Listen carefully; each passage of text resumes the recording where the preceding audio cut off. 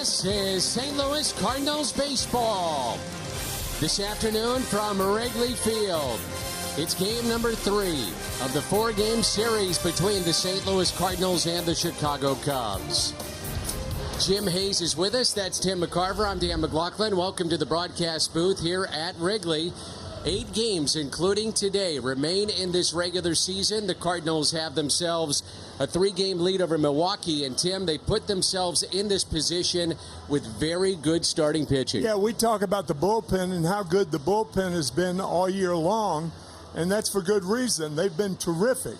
However, think about the starters.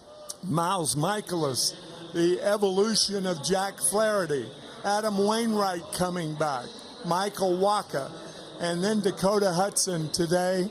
It's been a thrill as a baseball fan to see him develop and get the ground balls. 13 ground ball outs in his last start. I mean, it's been different and fun to watch him grow. He has never faced as a starter the Chicago Cubs. He did face them as a reliever a year ago. His last 7 starts have been magnificent. Unbelievable. Only 8 runs allowed in his last 7 starts. Been very, very good. So Dakota Hudson going today. Jose Quintana for the Chicago Cubs. It's day baseball from Wrigley, Chicago, and St. Louis coming up. Chicago, we've got day baseball. It's game number 3 coming up. Arcia, give it everything. The lowest catcher ERA this season. At the top of that list, Yadier Molina. Then the Cubs' Wilson Contreras. He is not in their lineup today. Yan Gomes of Washington. Molina dinged up yesterday, but still came through with 3 hits. With more on Yadi, let's check in with Jim Hayes. Danny, not surprising that Yadier Molina's fingerprints were all over a huge Cardinal win. It's happened time and time again. Yesterday, despite taking a ball to a sensitive area, Yadi had a 3-hit day, including the big 2-run single in the 6th. The Cards take care of the Cubs again, but Yadi says it's not about the opponent. We don't care about anyone else except us. We came over here to play one game at a time and try to concentrate on ourselves and try to play the best baseball that we can. And we don't care who we're facing. There's warriors and then there's gladiators, and whatever that is, he's every bit of that. That's a toughest, smartest guy I may ever know. Hard to measure how important Yadi is to this ball club, Danny. Jimmy, thank you. 1,940 games at catcher. 7th all-time in Major League history, Yadier Molina. Some of the sights from games 1 and 2. Cardinals look for a series win coming up next on Fox Sports Midwest. St. Louis Cardinals baseball is brought to you by Budweiser. Wherever legendary MLB moments happen, Budweiser will be there. And by Chevrolet, the #1 selling brand in the St. Louis area. Find yours at your Mid-America Chevy dealer. Cardinals had come into this series having dropped 15 of their last 20 at Wrigley Field, and they've won the first 2 of this all-important 4-game series. It's 80 degrees. Wind is blowing out. Along with Tim McCarver, I'm Dan McLaughlin. Jim Hayes is with us. Milwaukee, another win last night, so they're hanging around. They're 3 games back of St. Louis. And the Cardinals have put the Cubs, by virtue of the 2 wins, 5 games out. It's fun to play the what-if game. What if the Cardinals had dropped the first 2 games? Then the Chicago Cubs would have been 1 game out of first place, and Milwaukee would have been 1.5. But that's not the case, is it, Dan? It is not. And Mike Schilt and the Cardinals went in dramatic fashion in Game 1 thanks to Matt Carpenter. Yesterday, Yadier Molina staying in the game and delivering a key base hit. Fowler at the top, Edman, then Goldschmidt, Ozuna, Molina, DeYoung, Carpenter, Bader, and the pitcher Dakota Hudson batting 9th. Cardinals face the lefty Jose Quintana, and he's trying to win a personal season best 14 here today. He had a bad last outing. He allowed 6 hits and 5 runs to the Pittsburgh Pirates last Sunday. So he's trying to recover from that in a sense, as long as I guess you could say starting pitchers think about things like that. But you know, they think about all those bad outings, believe me. He was a 13-game winner in 16, and again last year he was 13-11. And the Cardinals, they have to make more contact. I know you can say that about a team that's 5 games in front of the Chicago Cubs, 3.5 in front of Milwaukee, but they have struck out at least 10 times in 6 straight games. In the history of the St. Louis Cardinals, that has never been done until the last 6 days of the season. Make contact. Tim's Toyota, key to the game. In this series, they're hitting .206. They've struck out 23 times. They've left 17 on, but yet they found a way to win. Just win, baby. Just win.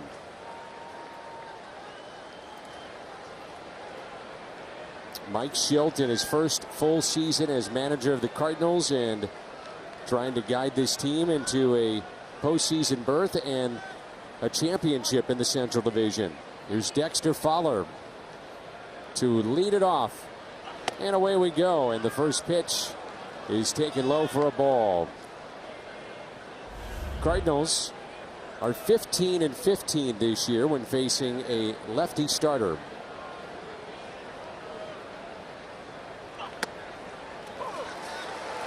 Lance Barrett, the home plate umpire. Chris Guccione down at first. Bill Wefke at second. And check that, Mike Everett down at third, the crew chief.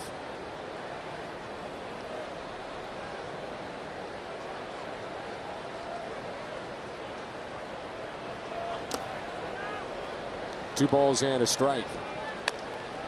Wilson Contreras, the catcher in games 1 and 2 of this series. Victor Caratini behind the plate today. Cardinals starting play 20 games above 500. Also, they have worked themselves to 500 on the road, 38-38. Pulled foul off the bat of Dexter Fowler.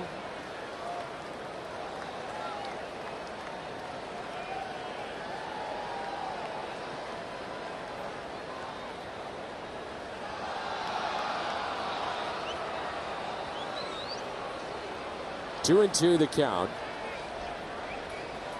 as they retrieve that foul ball. Cubs are 10 games above the 500 mark at 82-72 and just trying to hold on.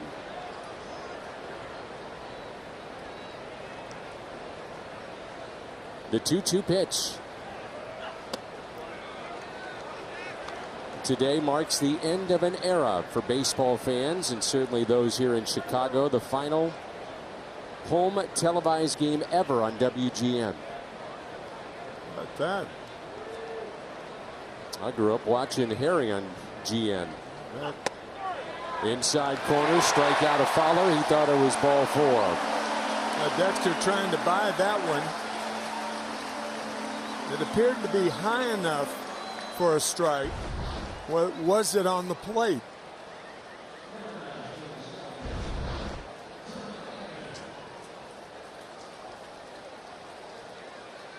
Here's Tommy Edman.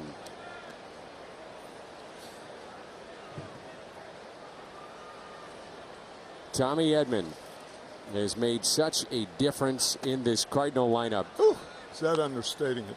His debut was June 8th here at Wrigley.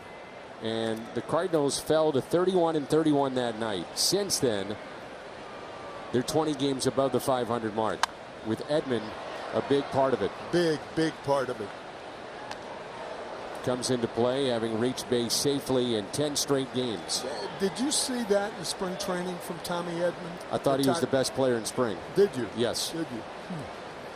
So to answer your question, honestly, I didn't know if he'd be this good, but he made an impression, put it that way. Yeah. And he drives this out to the gap in right center. Off the base of the wall. Edman is second. He'll race for third. It's dug out of the ivy. 1-out triple, Tommy Edman. There he goes again. His 6th triple for the Cardinals. Now he came up, as you said, on June 8th. And since that time, He leads the Cardinals in triples. Wow. The impact he's made has been sensational. Breaking ball. Dan and I have talked about it. He looks like more of a breaking ball hitter, but once he gets on those bases, he lets it fly. The Cardinals' inability to score with a runner at third, less than 2 outs, well documented. Infield in. As a matter of fact, they're third worst in baseball. 45.6%, and that is not good enough. Not getting it done. Goldschmidt still looking for his first run batted in at Wrigley this year. Slowly hit towards third and safe at home and out at first. Well, that was a terrific play by Chris Bryant. And Tommy Edman running on contact. Great jump. And I think his route to home plate was the reason that Chris Bryant had a tough time. He wanted to throw it.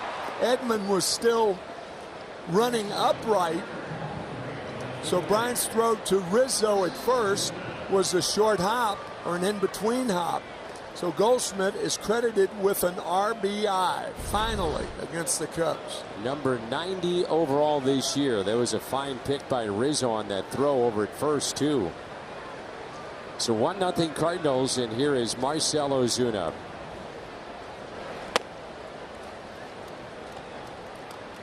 You mentioned, Tim, those 6 triples. Not only does that lead the Cardinals, but since he made his debut, that is the major league lead in triples.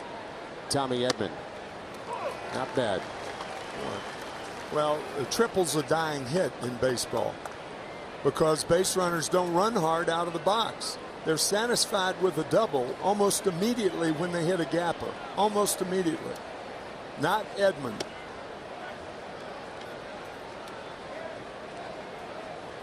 Really good base running too, as you've talked about on that little chopper off the bat of Goldschmidt. If he doesn't break immediately, they get him at the plate. That's exactly right.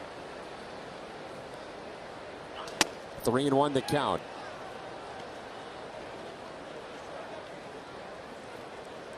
Cardinals have played 20 games here in the month of September. They've all, it seems like, been tight games. They are 12-8 this month. As a matter of fact, the 8 losses have required a save by the opposition, the team's closer.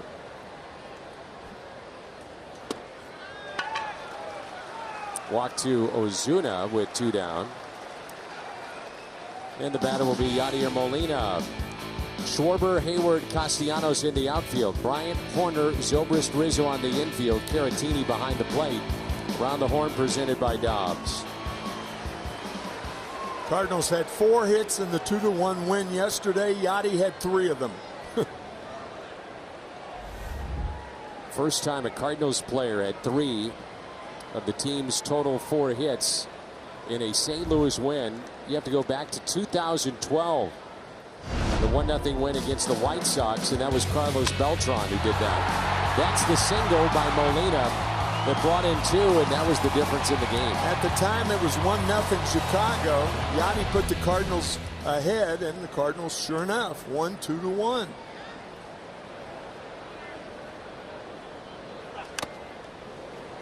You talk about toughness of playing the position of catchers. Caratini takes one off his shoulder. Yachty took one a little bit lower and centered and stayed in the game. Amazing. Yep. After what he dealt with a year ago.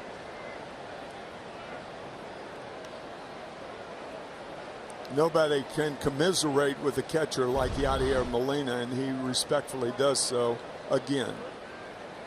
It's Tuesday night. Molina, career double number 378. He passed Joe Medwick, 4th place Cardinals history. Also became the 5th Cardinal to reach 100 or more hits in 12 seasons.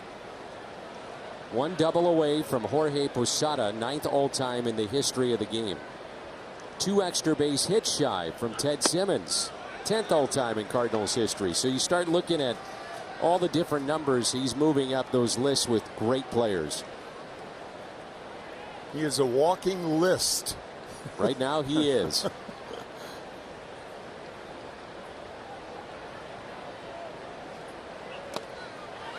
scoots away. Ozuna to second and in there safely. Excellent base running by Ozuna. If you don't break immediately, and you're going to take a chance, and the reason is there are 2 outs.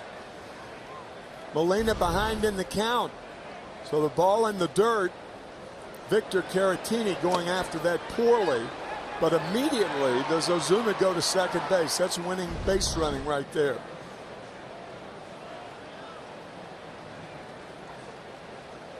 Cardinals 5 for 25 with runners in scoring position, including 10 strikeouts in this series. What's frustrating for the Cubs is that they hit into so many double plays yesterday and could not capitalize themselves.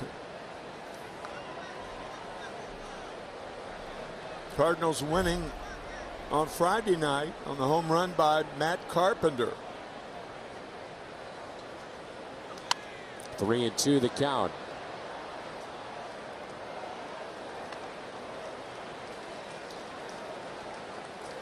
It was 30 games ago which the Cardinals won back-to-back games at Wrigley. They've done that here now in this series, but 30 games ago, all the way back in 2016.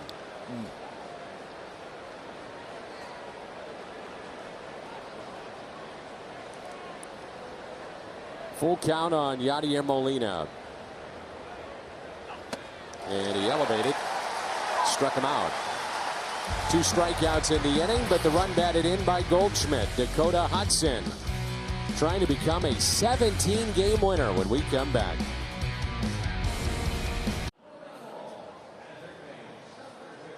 Tommy Edman with a triple, and he came around to score on a ground out with the infield drawn in, and it's 1-0 St. Louis. I tell you, Mike Schilt deserves a lot of credit too, and the reason for that, a lot of managers, when you're having problems scoring from third base, you want to play it safe.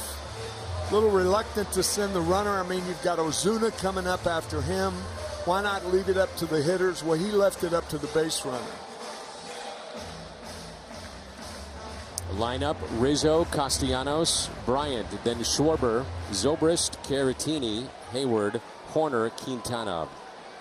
Yeah, Joe Madden playing the infield in, even with the wind blowing out, first inning, and he said basically from here on out, because of the 2 losses, every game is like an elimination game 7 for us, and that's how we have to play it. That's kind of right. I mean, when you think about it, makes sense. A strike to Rizzo, his 54th time in his career batting leadoff. He's got 14 home runs from this spot in the lineup and a .330 average. Hyundai pitch arsenal on Dakota Hudson. 0-2.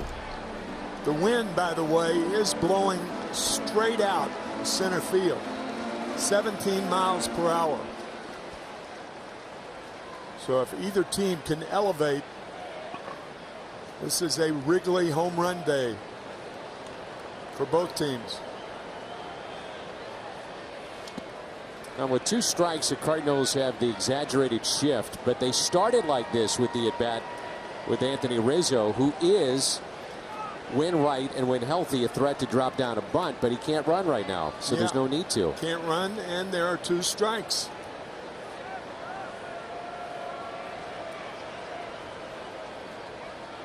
2-2.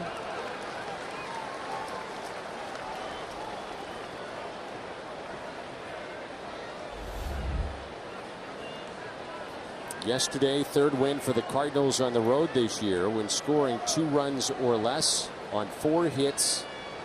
We're under that mark, and that doesn't happen very often. Last time was 1978. Doesn't get the call. Could have gone either way, and from 0-2 to a full count. StatCast AI powered by AWS, and the impact of the shift on the ground ball batting average. Man, we got a number for everything. Jeez. 3-2. Inside corner, and he struck him out. Well, quality fastball on the inside corner. Rizzo, we've mentioned, you Cardinal fans know that he stands right on top of the plate. Well, this is the way to get him out. Good fastball on the corner. Liberal call by home plate umpire Lance Bell, but Hudson and the Cardinals will take it. There's Castellanos, who hit his 57th double yesterday. Just the 13th player in the history of the game to reach that mark. Last to do it was Todd Helton in 2000. He had 59. Delgado also had 57 that year. So an incredible season for Nicholas Castellanos. It was Carlos Delgado with the Toronto Blue Jays at the time, right? Yeah, became a Met. Was in the middle of that lineup. Todd Helton, his entire career spent with the Rockies, and now as a coach at Tennessee.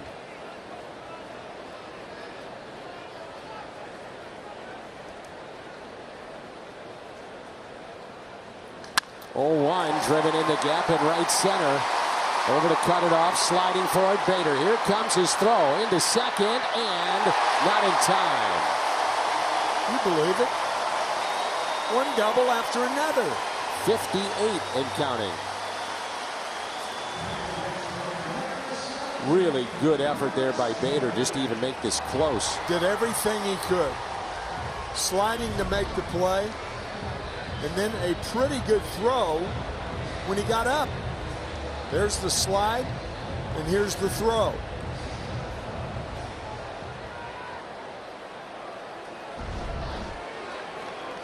Chris Bryant. Key moment in the game yesterday. Bases loaded, fly to left, and the threat was through. He's 2 for his last 16.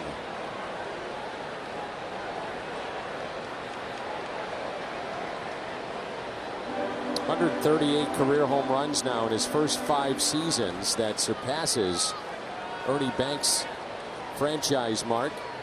136 in his first 5 MLB campaigns. The great Ernie Banks and Hall of Famer. Let's play 2. Let's play 2, Tim.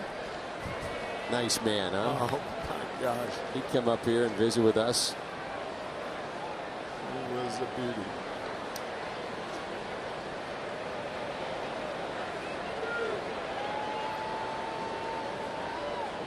Wind is picked up, really blowing out to center and left center. Because of that, Tim, I'm curious, as a catcher, we always talk about how the outfielders, you pay attention to the wind here. Did you call a game differently with the wind blowing out? No. Just call your game. No, just play the game as though the wind weren't there. I mean, obviously it is, but you can't go against the elements like that. This is the kind of guy, too, that you want on the mound, a ground ball specialist, if you will. Oh, yeah. Hudson's the best ground ball pitcher in the game. So it does help, obviously, to get the ground balls at any time. No shift, by the way, by the Cardinals.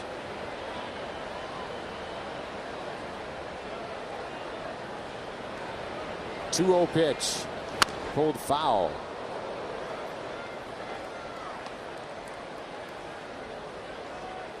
Brian Butterfield is the third base coach for the Cubs, and he's about as far as you can get down that third base line. Yeah, that's an excellent point. It's a dangerous point, too.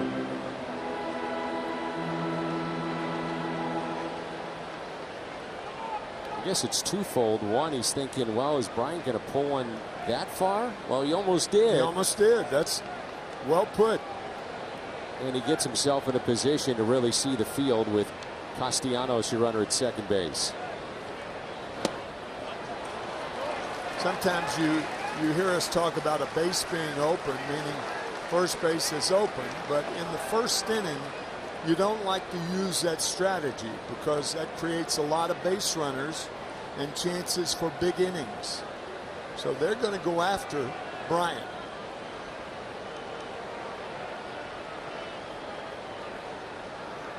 Three-one pitch. After the strikeout, a double walk, and now Kyle Schwarber. Cardinals defensively. Ozuna, Bader, Fowler in the outfield. On the infield for St. Louis, Carpenter, DeYoung, Edman, Goldschmidt, Yadier Molina behind the plate. Around the horn, presented by Dobbs Tire and Auto Centers.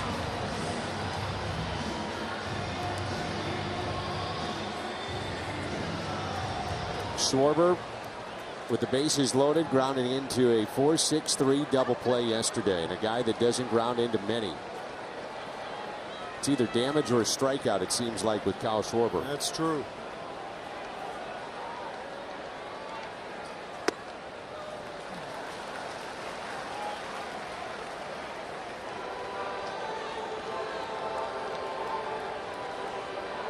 It's grounded into a total of 6 double plays.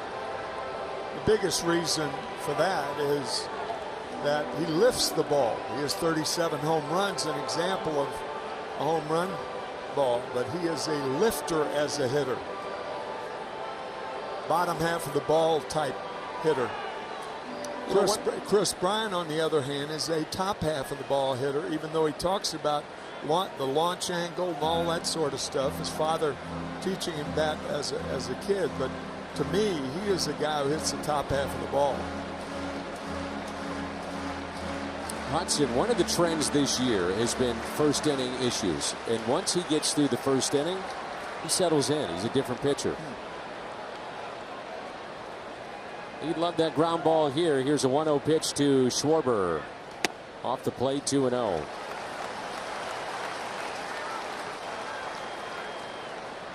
First inning, the ERA, and that's what I'm talking about, just over 5, and then second inning on, under 3.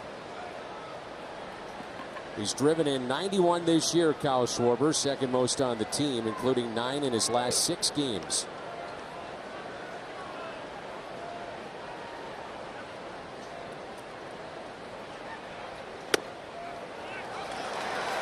Molina really wanted that pitch.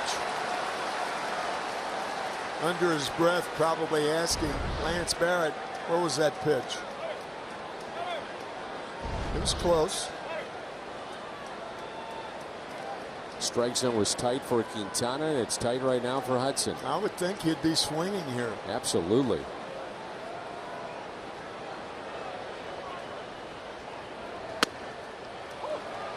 .37 home runs, tied for the second most in Cubs history by a lefty, trailing only Billy Williams. He had 42 in 1970. One of the great quick bats that I ever caught behind, and that was Billy Williams. Sweet swinging Billy, was he ever. 10 career home runs against Bob Gibson, as a matter of fact. So you know how good a hitter he was. That'll put you in the Hall of Fame. That'll put you, and it did. That's right. Bob watching the game obviously today. He's been sitting in his chair for about 2 hours waiting for the game to start. Mumbling. 3-1 pitch here to Kyle Schwarber. Bases loaded.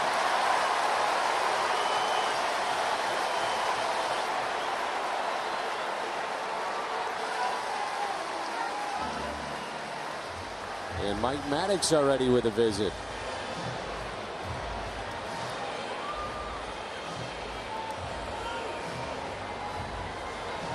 Cardinals, we talked about their starters. Their 5 starters have worked 144 games this year. They have started those 5 starters 144 games, almost all of them. And we have rarely seen a visit to the mound in the first inning.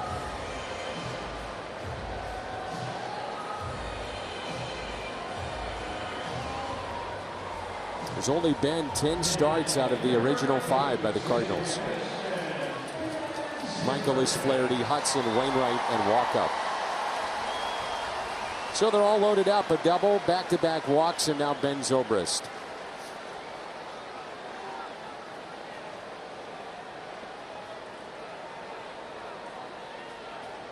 Already pitch number 19 of the ball game for Dakota Hudson.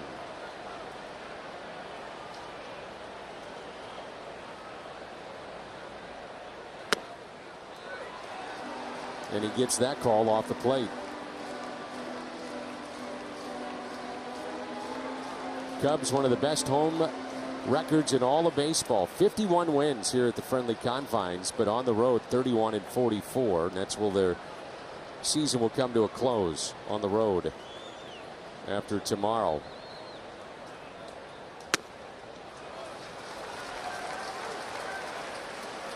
One ball, one strike.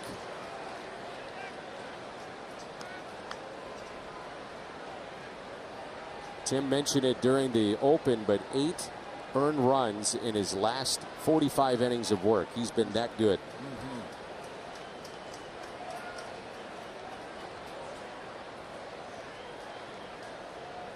Off the plate, 2 balls and a strike. I think Dakota is falling under that umbrella of trying to be too fine. So one thing, if you're a sinker ball pitcher, you don't need to do that. Let the pitch dictate how the hitter's going to hit the ball. Zobrist, being a veteran, let Dakota think about this a little bit on a 2-1 pitch. Steps out.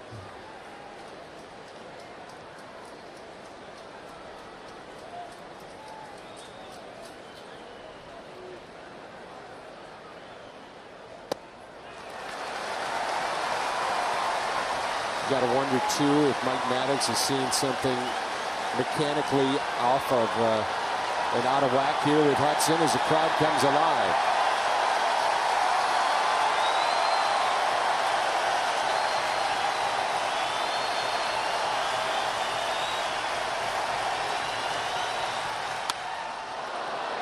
Three and 2. Cubs lost the game yesterday with 3 straight walks in the top of the 6th inning to the Cardinals. Yadier Molina with the 2 RBI base hit up the middle. Dakota trying to avoid that here.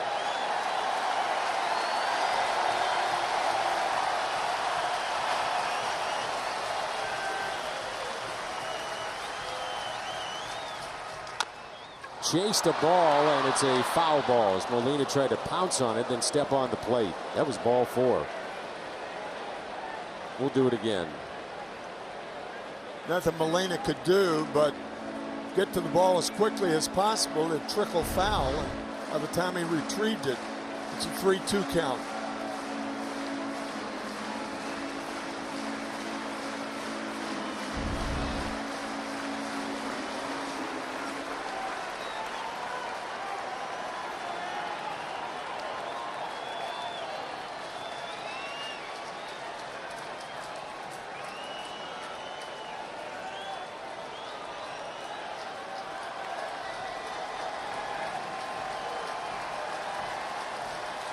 Three-two again.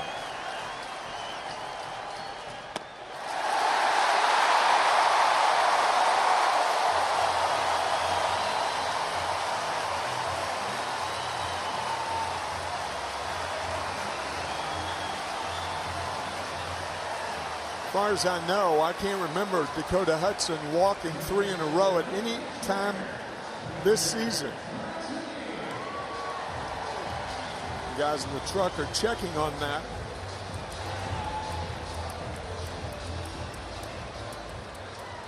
Tough way to tie it, though, or to allow the opposition to tie it. So it cost the Cubs yesterday when David Phelps came in. That's right. Cost the Cardinals the night before with Carlos Martinez. So 3 consecutive walks after the double, and now the switch hitting Caratini. With rosters expanded, if they think he's mechanically out of whack or something's not right, got to get somebody up. Daniel Ponce de Leon can give you multiple innings potentially. Then again, he's a ground ball away from getting a double play. That's true. I mean, he's missing by a lot. Yeah. Fastball to Caratini, not even close. And as we bring up that point, there we go. Dominic Leone starts to throw in the Cardinal pen. Genesis Cabrera will grab a baseball as well. He was a starter down at Memphis, so he could give you multiple innings. And the 2-0 pitch by Dakota Hudson to Caratini.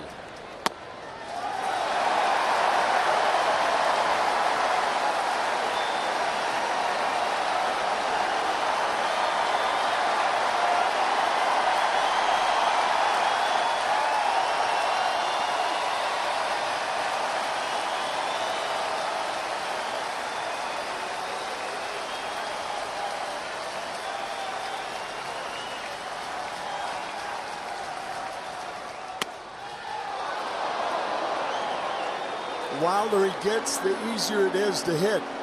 Because by falling behind, you know what's coming. It's got to be the fastball. So the Cub hitters, for the time being, are zeroing in on the fastball by Hudson.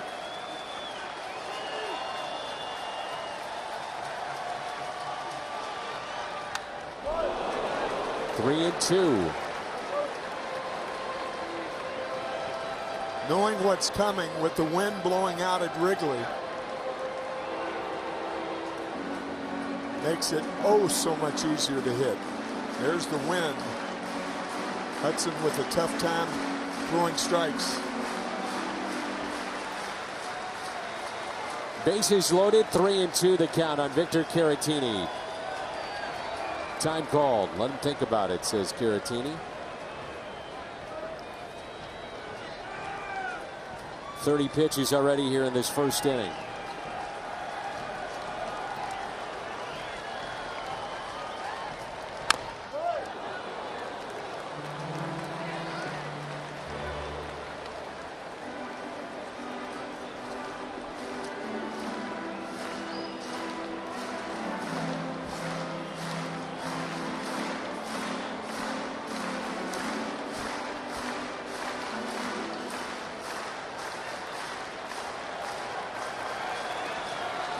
Most of this sold-out crowd is on their feet.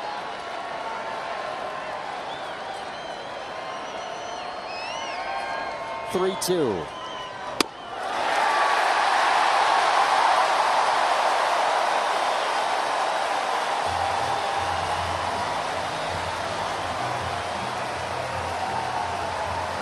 Well, you got to think that Leon, Cabrera, they're hot, they're ready.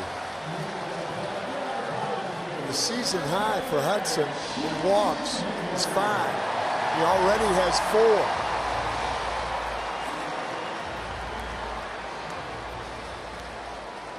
4. Here's Hayward. Still no move from Mike Schilt.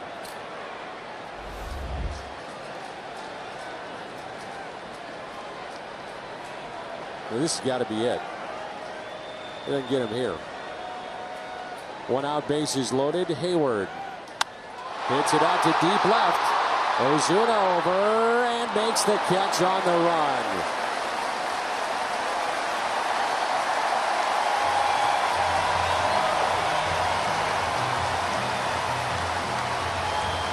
RBI number 62 for Hayward.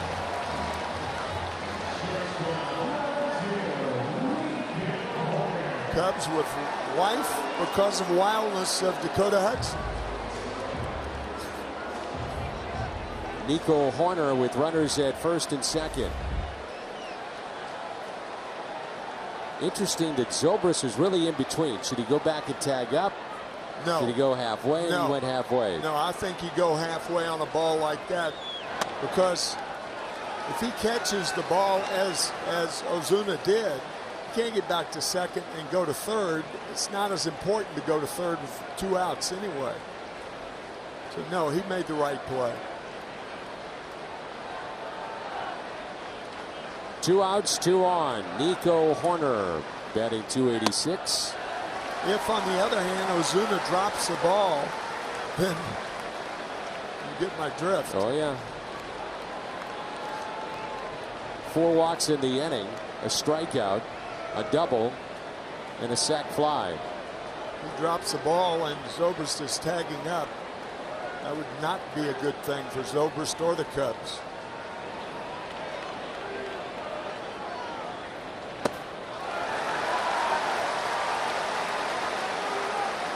Well, if you're Mike Schilt, if he walks him here, you got Quintana, who's an 096 hitter, and you say, well, I'll give him one more shot, right? That would be, though, 5 walks in the inning. I don't know.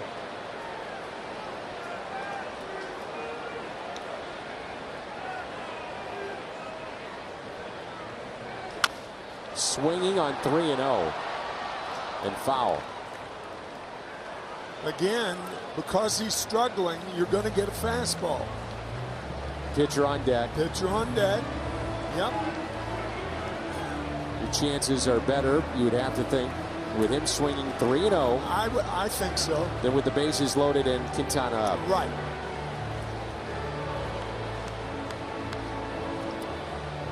Well, Dakota Hudson has just imploded in this first inning. This next pitch, his 38th, will be the most he has thrown in any single inning this year.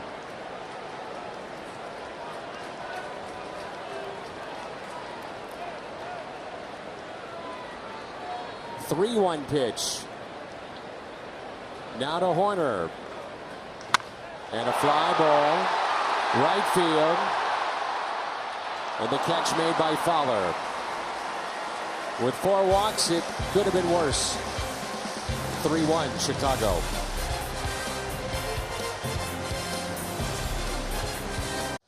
Take us with you and download Fox Sports Go to your favorite supported devices. Fox Sports Go. Well, as they celebrate what is the final home game for WGN to televise, which began back in the early 1920s. They showed Jack Brickhouse, they showed Harry Carey, they showed Chip Carey, who Chip now working for the Atlanta Braves and one of the finest broadcasters in our game. Absolutely. What a good guy, too. Our buddy. He had the Kerry Wood 20 strikeout game and all those home runs with Sammy Sosa in the summer of '98. Terrific broadcaster, and Braves fans are lucky to have him.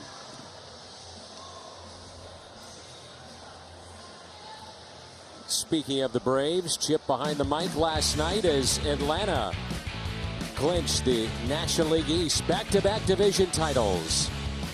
Pete Alonso with 50 bombs, and the Red Sox officially eliminated from postseason play. Our T-Mobile connection to the game.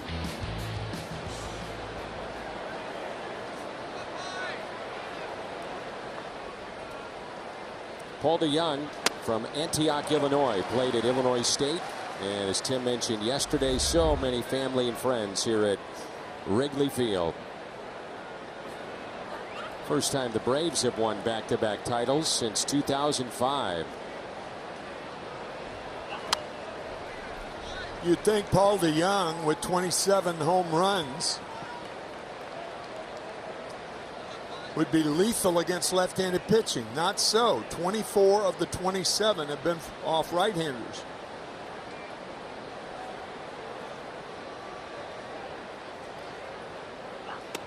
You got to think Pete Alonso has got to be the Rookie of the Year in the National League. I would think so. 50 home runs. Are you kidding me? Too shy of Aaron Judge's home run record for rookies. He had 52. He's also the club's record holder for home runs. He's what, 4 years out of college, out of Florida State. You know, the Braves have not won a playoff series since 2001, even with that great run that they had with Bobby Cox. 14 years in a row. They had the one World Championship. As DeYoung hits it sharply to short, taken there by Horner. One away. But they haven't won a playoff series since 2001. Only one World Series championship. That was back in '95. The home run by David Justice against Cleveland. After David Justice had been vocal about the fans, and the fans were on him. Yeah, that's a good pull right there. And he came out and hit that home run and really had a very fine series, and they win the World Championship.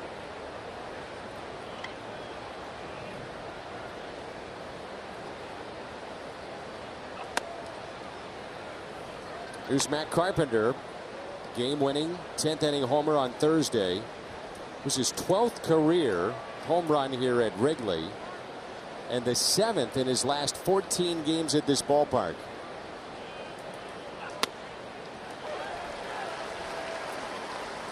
I'm going to go out on a limb, Tim, and I'm watching the flags here. Go out on one. This is really a statement. You ready? Are you braced? I'm ready. I'm braced. Okay. 3-1 will not be the final today. Get one in the air and watch it fly.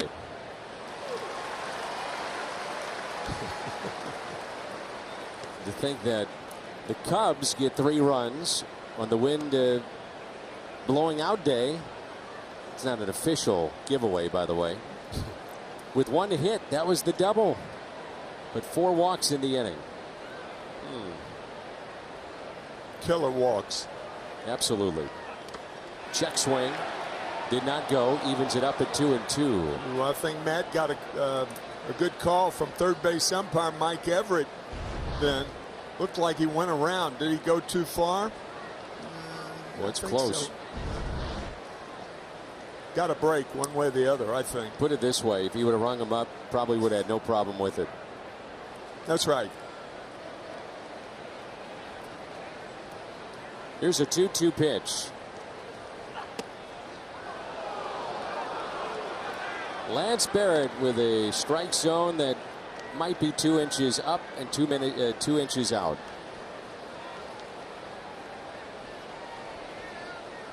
So buckle in. Get your favorite food, beverage ready. Maybe a blankie. For some of you, a binky. It's going to be a long day. That's what I'm saying, Tim.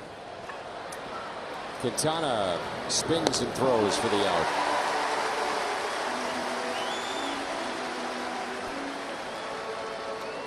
I was telling John Rooney that my 06 ring, when my youngest, at the time, my young son, not my oldest, but then very young, was about 3. Tim, I couldn't find the 06 World Series ring for about 6 months. And then one day, didn't realize there was a clock that had a door to it. My then young son. Cuckoo clock? Yeah. He put a binky, the blankie we were missing, and the World Series ring all there. Very important items. Yeah. Couldn't find it. Thought it was gone. Ready to call the insurance company after 6 months. And old Luke had just, you know, the essentials that I know there was a car there too. What his is favorite binky? car? You know, the thing that babies. Oh, yeah. Pacifier? Pacifier, yeah. I couldn't think of pacifier, so I went. It's been a while since I dealt with pacifiers, okay? I thought you were, well, you start out as a kid, you have one, then you go through life, and then at the end you might have one too. Let's just drop it there. Sorry.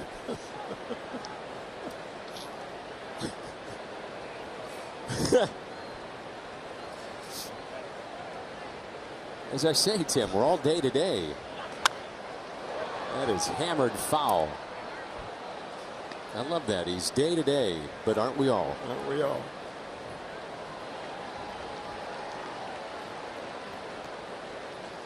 I would not throw Bader a fastball in the next 2 pitches. That's his long ball. He has 3 of his 10 home runs have been on fastballs. Here's a 1-2. A fan got the souvenir, then handed the ball to a young fan that had a Bader jersey. That's a moment he'll never forget. He's got his foul ball off the bat of Harrison Bader. Here's a 2-2. Up the middle. Backhanded. Tough play. Off balance. Stretch. Got him. Zobrist a fine play up the middle. And you just hope Harrison Bader's okay. He appears to be. Slamming the helmet on the ground. Quick inning for Quintana. News and more, all at MLB at Bat. Let's check in with Jim.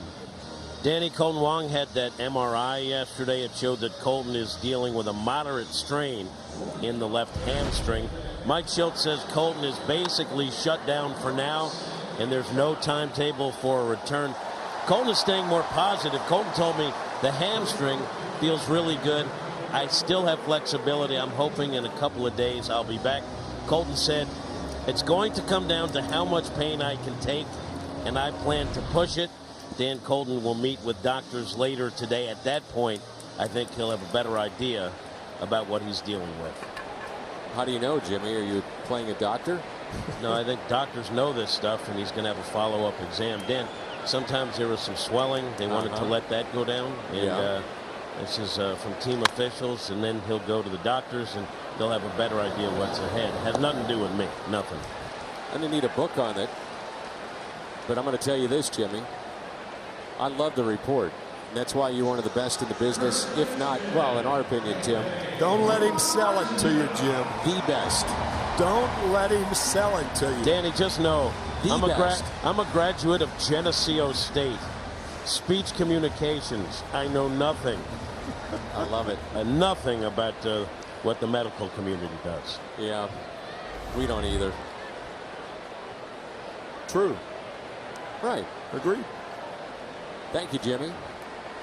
Anthony Rizzo was called out on strikes on an inside fastball back in the first. Hey, you think about it, Tim. 4 walks, the double.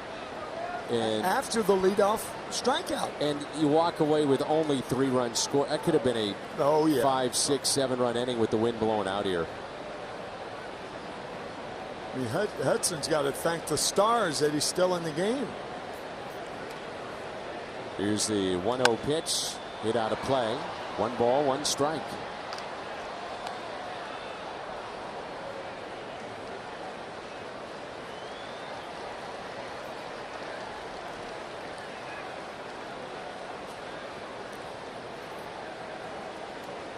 Hudson trying to become a 17-game winner. Last rookie to win 17 was Justin Verlander. Did that with Detroit, their World Series team. 06. The most by a Cardinals rookie since Dick Hughes. Dick Hughes won 16 in 1967.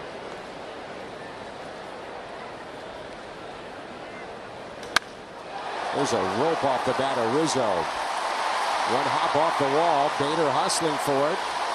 Rizzo trying to stretch it to a double. Safe. He went in hard to the bag. Well, the thing about Tommy Edmonds, he doesn't know where Rizzo is. So when he turns around with the ball, he doesn't know whether he's on top of him or trying to slide.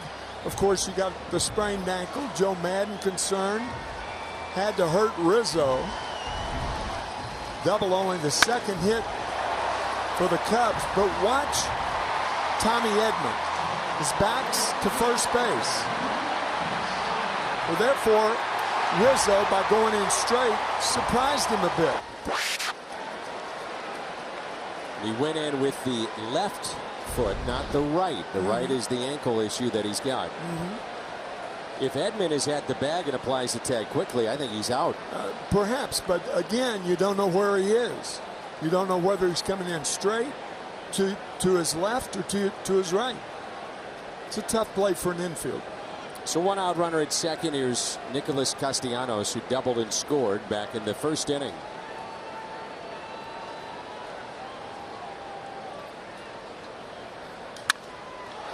Hit to Edman. He has a play. Oh, he doesn't go to third with Rizzo running. That is the second out. That's the reason. He's got to be sure it's a longer throw than the one to first base. And now there are 2 outs and Rizzo on it at third. But he did have a shot at him. A look and thinking he made the right play. You also don't know about the grip of how he went into the glove. Right. That's right. All those things matter. Chris Bryant walked and scored back in the first inning. Rizzo, your runner at third base.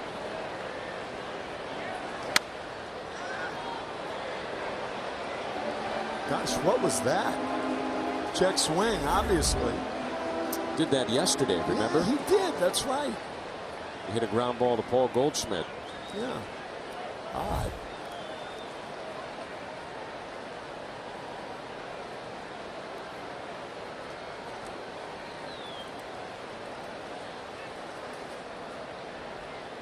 Here's the 0-1 pitch. Good slider. Then kind of disappeared. Because of his wildness, he really didn't have a chance to develop any kind of breaking ball in the first inning. Too busy trying to throw strikes with a fastball. That's a good point. 0-2 the count.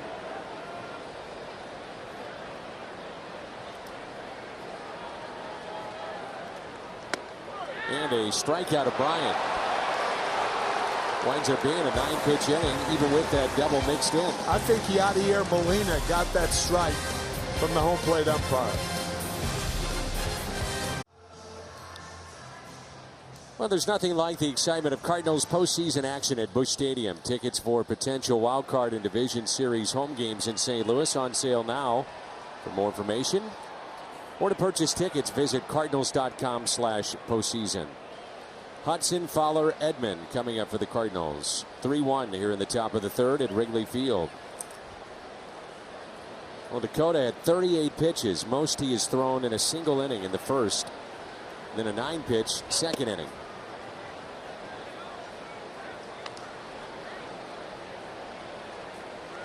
No defense for a walk, is there? Dakota knows that, of course. 2 balls and no strikes.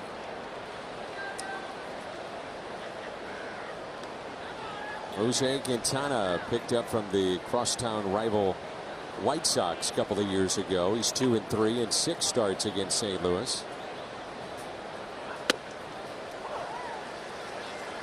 He struggled here in September. 15 runs, 13 of them earned in 10 1/3. It's a very light rain begins to fall. Just a slight drizzle, and that's a base hit for Dakota Hudson, his 4th hit this year. Look at this. Hit number 4 on the year and a rocket up the middle.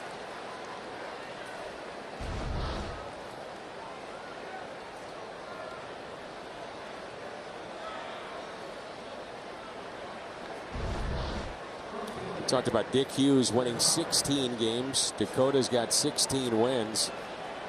He did not win the Rookie of the Year, though. That went to Tom Seaver that season. And it should have. And Dick Hughes said that. And I remember asking him, I said, how did you feel about it? You know, and he said, I'll tell you, to be honest with you, Dan, I felt more proud of the fact that I was voted the Sporting News Rookie of the Year because that was voted on by the players. I thought that was interesting. You never told me that. Yeah, that is interesting. And people forget that in '64 he would have been called up. He'd been told he's going to come up, and he was hit by a line drive. So that pushed him back, and he dealt with injuries, obviously curtailed his career. Now, I remember that day when he was hit with a line drive. And then in '66 called up, but not enough innings to be registered for a rookie. And then '67 had the great year. One of the great curveballs for a young pitcher.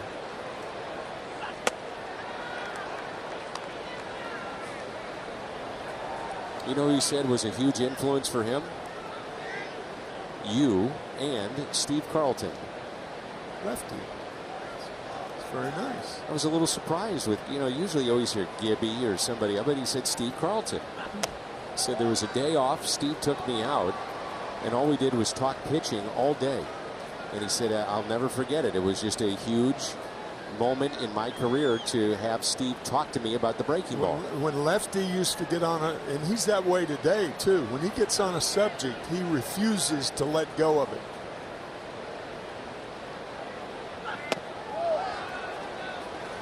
Fowler had a couple of walks yesterday, and the count goes to 3-2.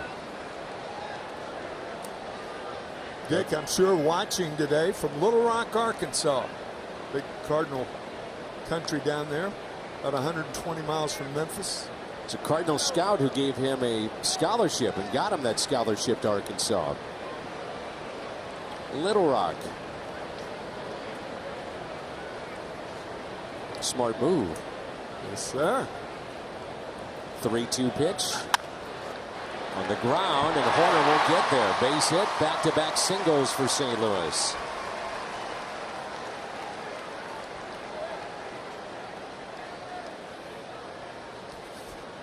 Brings in Tommy Edman, who tripled to right center and scored a run.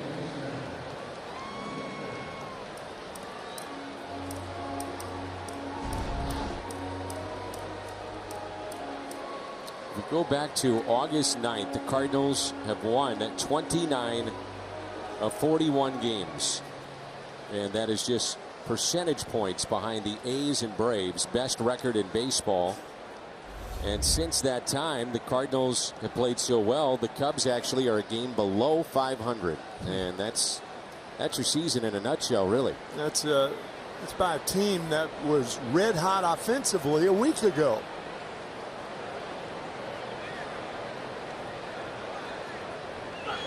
Check swing, fouled back. And the Cubs have never, ever lost 5 straight games at Wrigley under Joe Madden.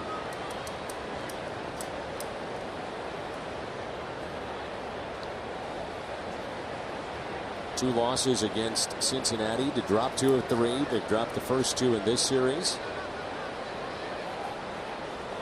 And an 0-1 pitch to Tommy Edman.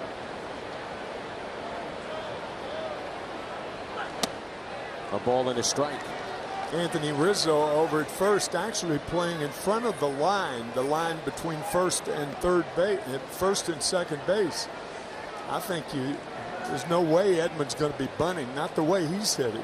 You kidding? I think he's got to be deeper.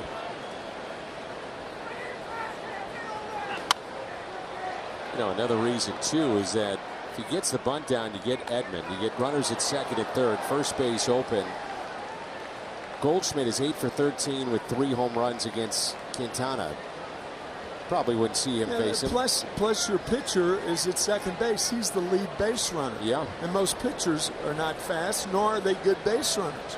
Nor do they think about breaks. 1 ball, 2 strikes. Fowler and Rizzo chatting it up over there at first base.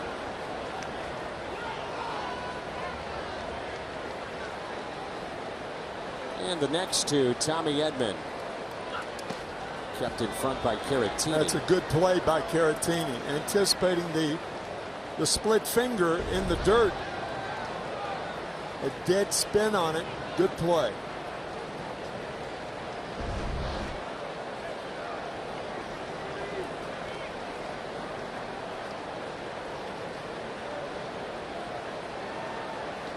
He's reached base in 11 straight, and in the last 6 games, 4 extra base hits, 6 runs, driven in 2, and a 2-2 pitch. Missed on the inside corner. Full count. Tried to come in under the hands of Edman.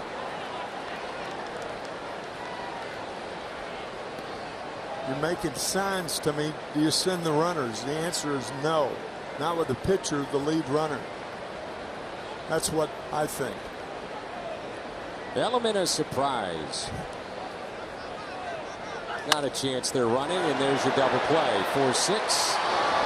Nope, not with Edman running.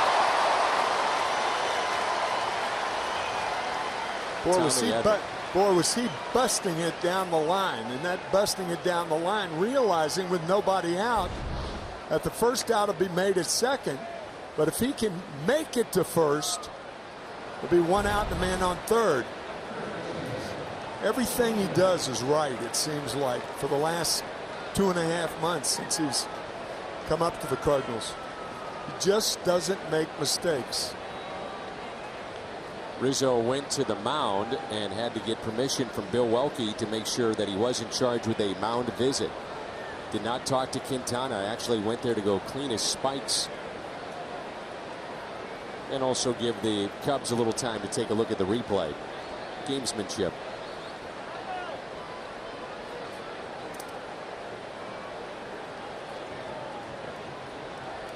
So the numbers we spoke of, 3 home runs, 8 for 14, Kubota power stats here for Paul Goldschmidt.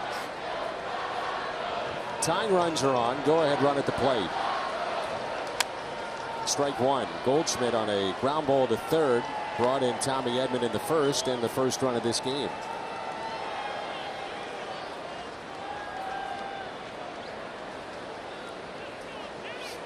.31 home runs. He's driven in 90.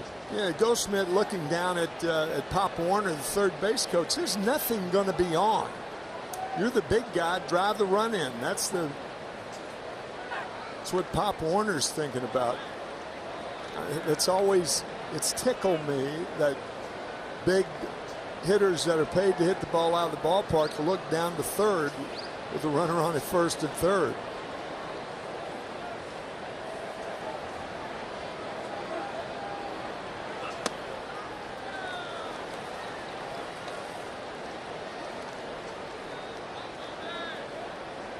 One ball and one strike.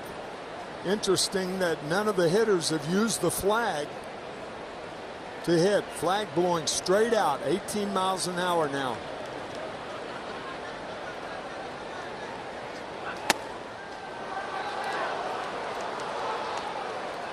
And this strike zone is tight. It is inviting both sides to have a big day. That's a good word, and that's exactly accurate, I think.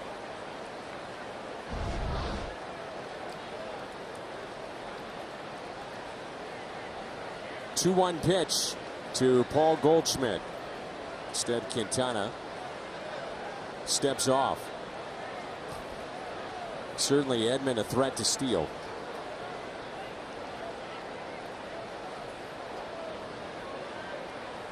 Outfield very deep. Oof, what a cut. 2-2. I think until it turns to 3-2, that Edman will be quiet at first base. If there's anything with a runner on at third and less than 2 outs, you don't want to make it out at second base. Tell you what, Tim, on days like this, it's imperative pitchers have to throw strikes with the wind blowing out. You have to. If not, you got big innings with walks. Check on Edman. 2-2 the count.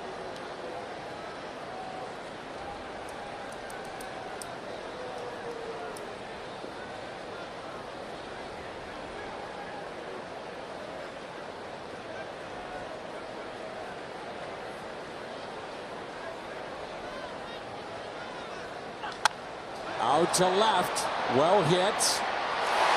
Making the catch, Schwarber. Run will score, and that makes it a 3-2 ball game as Goldschmidt is driven in both runs for St. Louis. If you folks are wondering about the wind, the ball wasn't hit high enough to get above the greenery at the base of left center field. Edman, of course, not tagging up. He doesn't know whether it's going to be a gap or not, but you can look for him to run perhaps first, second pitch.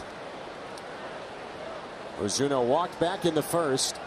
Outfield deep there straight away. Another check on Tommy Edman. 13 stolen bases. He had 30 a year ago at Memphis.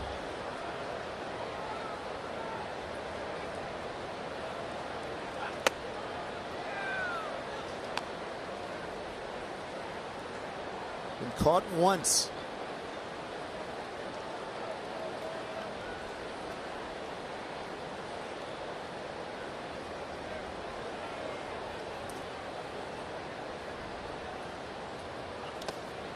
It's the kind of game that sometimes Ozuna will guess and guess inside.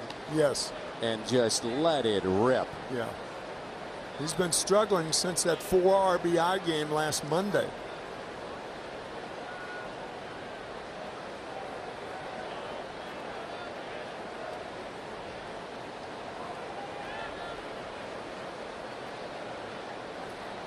Hitless in his last 16 at bats.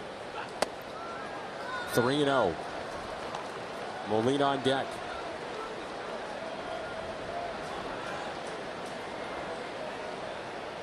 We got a hot hitter on deck too with Molina 6 for his last 16. 3-0 pitch to Marcell Ozuna. 3-1.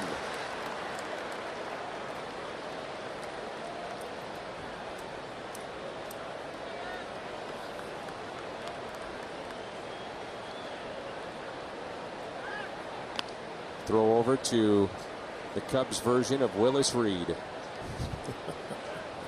Surprised everybody. I saw that article in the Chicago Tribune yesterday. It's a bit of a reach. I would say so. 3-1 pitch. 3-2. Catches the top of the strike zone, so Tommy Edman off with his pitch.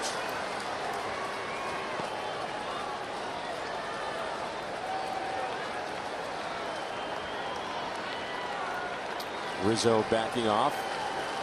Edman off with the pitch.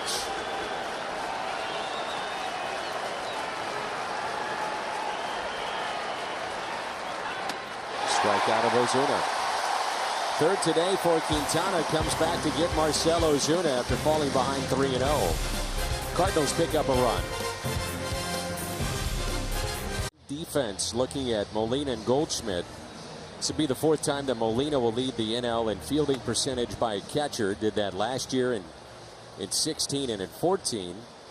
And the last Cardinals first baseman to lead the National League in fielding percentage was Albert Pujols back in 2010. Paul Goldschmidt, his impact might be, and this is quite a statement, I think, with 31 home runs and 90-plus runs batted in, but his impact might be felt more defensively in what he's done to clean up the defense of the Cardinals, who could go from last in the National League in all of baseball in errors a year ago to first fewest. A lot of it has to do with the guy at first base. Yeah, absolutely. Yeah, he's an upgrade, no question. Here's Kyle Schwarber, left fielder. Both teams are 0 for 6 with runners in scoring position in this game, but yet we have 5 runs batted in.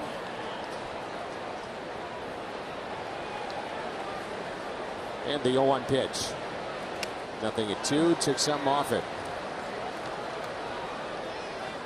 Kyle Schwarber, a linebacker in college. And he hits like a linebacker. Thick, big, very strong.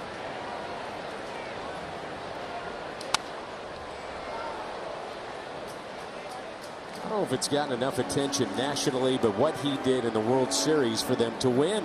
Yeah.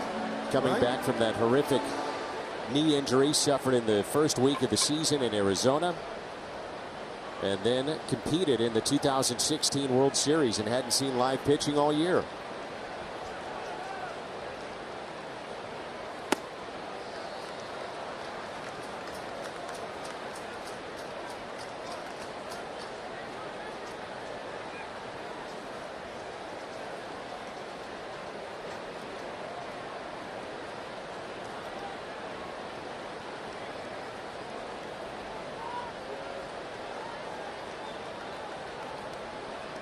One ball, 2 strikes. Shift on the right side for Kyle Schwarber.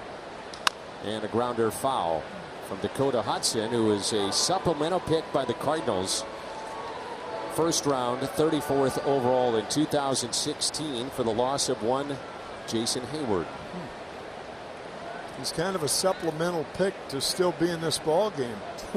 Walking forward in the first inning, almost got out of hand, but to his credit, so far, he's been resourceful.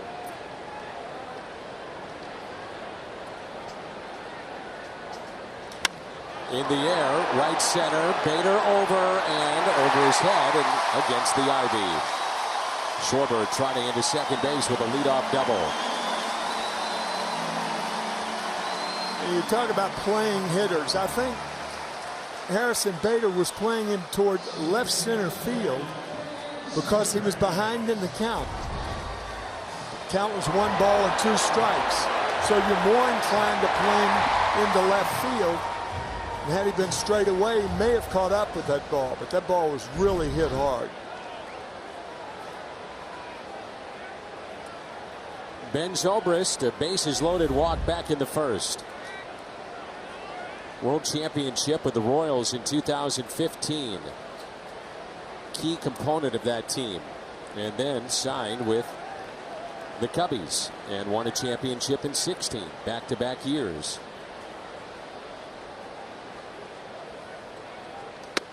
And his World Series ring in 15 was delivered to him in 16 at Busch Stadium. As the front office of the Royals drove across the state, met up with Ben when he was in town to face the Cardinals, and got that World Championship ring.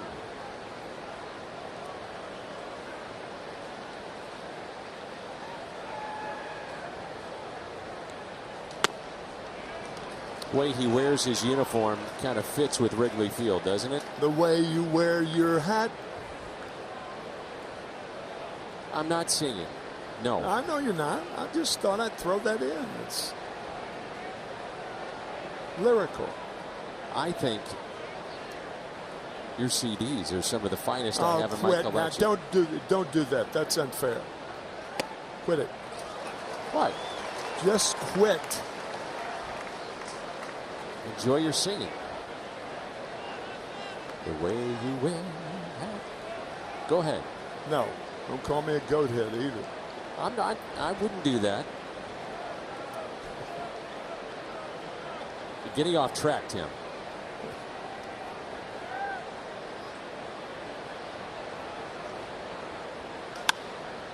Popped up. Shallow left. Ozuna coming on. Makes the catch. And Zobrist not able to advance Schwarber. Yeah, that was a big out right there. A big out in the right spot.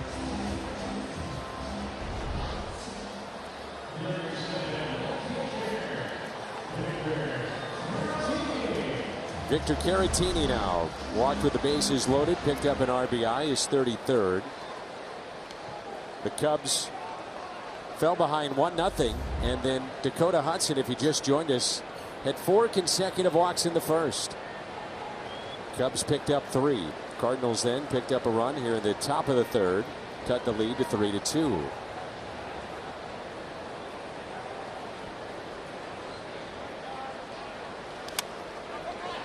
Molina fires to third, and out! The tag applied by Carpenter. What a tag!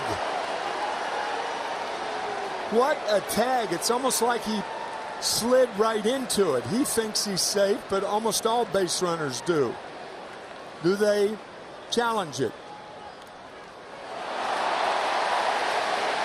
They've shown it on the scoreboard here at Wrigley Field. And Joe Madden is going to have the umpires. I think he may have tagged him with the elbow, but not the glove.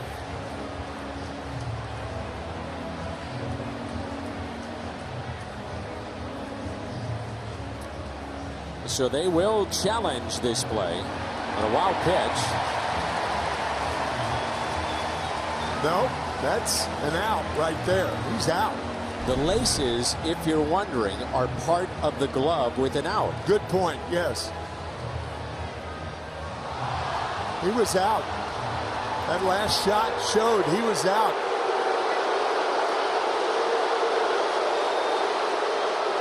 All right, folks, calm down, calm down. Yachty blocking the ball. Then, of course, that strong arm. Sidearms it to third base. And Carpenter makes the tag. Joe Madden screaming. Cardinals on the recent homestand had controversial plays that were reviewed not go their way. That's the first one in a while. So they lose a challenge. This one-run game. Yeah, no more challenges for the Cubs. It's an out advancing, not a caught stealing.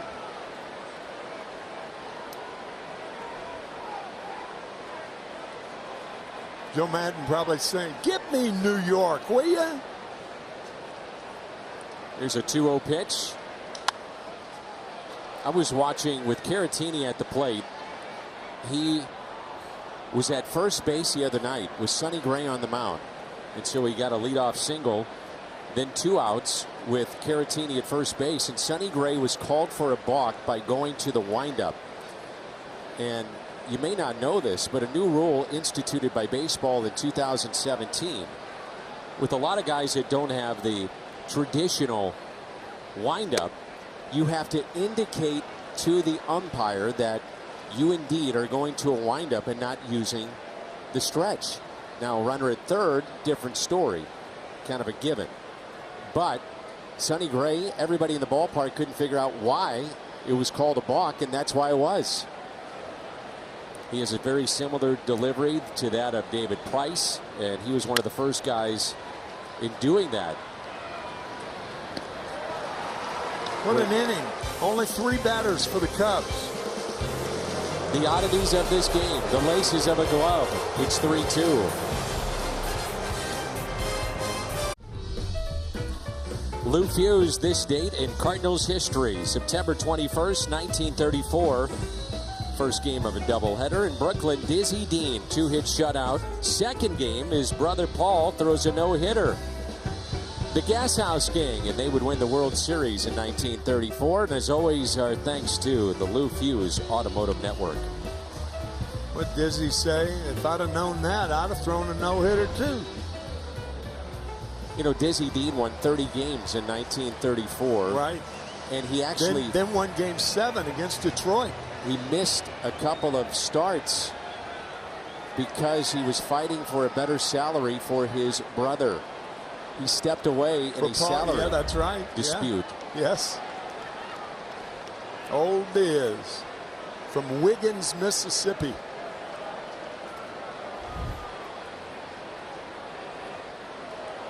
I believe that final game against the Tigers was 11-0 in that 1934 World Series. Wasn't that the World Series where Joe Ducky Medwig was to protect him? They took him out of the game. They took him out of the game. The commissioner took him out of the game. Mountain Landis did. Had it not been 11-0, correct, would have left him in the game. He was sliding into third base, and Molina singles into right. Kennesaw Mountain Landis, the commissioner of baseball, was in the stands, and to protect him, he ordered baseball, the guys on the field, the umpires, to remove him from the game for his own protection. And again, if you think the game was 4-3, would he have done that? Probably not. No. Too valuable to his team, but because the score was 11-0, he decided, well, there's no way they're going to score 11 runs, and they didn't. And the Cardinals won the World Series. And Dizzy gets to 30 wins that year. He had 4 wins in the final week and a half as he would throw a game and then come in relief in others. Tapped foul and a strike on Paul DeYoung, who grounded out to short. Paul's jumping at the ball right now. The worst thing you can do as a hitter, and when things are going wrong, usually you make the first move. When the ball's in the hitting spot, you don't wait for it. You don't wait for depth to see it develop. That's what Paul's doing right now. Average down to 235 before the game. 0-1 pitch. Fouled back, 0-2. 2 elements of hitting that are so vital: waiting and having quick hands. When you wait, you can see the pitch develop. And then the quick hands take care of it being deep.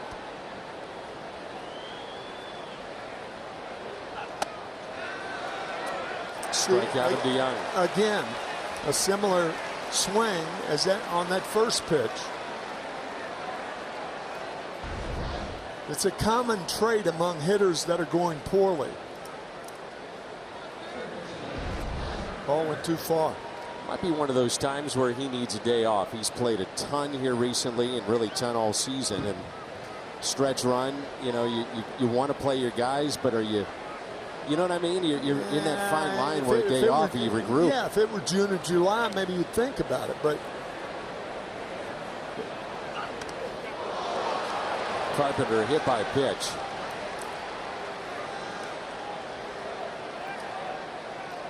You know, last week of the season, it is awfully tough to seed him. But normally, it would be. Paul would just giving you a little break. It's tough to do it now. Yep.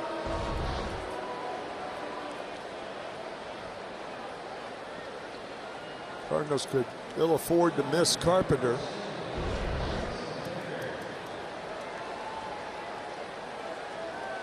So runners at first and second, and now Bader.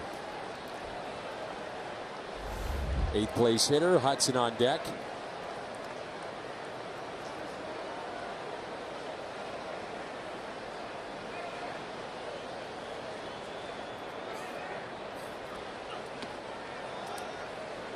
Well, I'll tell you what, if you're Mike Schilt and if Bader gets on somehow, you got to think about pinch hitting for Hudson. Yeah, I agree with you. Yes.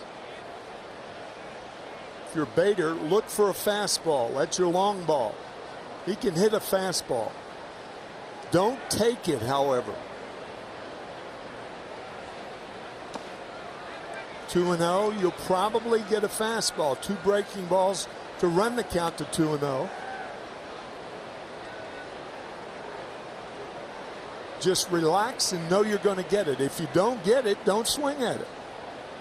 Inning started with a single to right by Molina. DeYoung struck out. Carpenter hit by a pitch, and now 2-0 on Bader. Tying run in scoring position.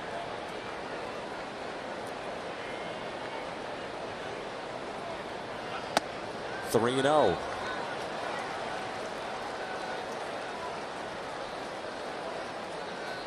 I'd let him hit here. But it's doubtful that they'll do that. Because I agree with you. I think Mike Schilt's going to pinch hit for Dakota Hudson.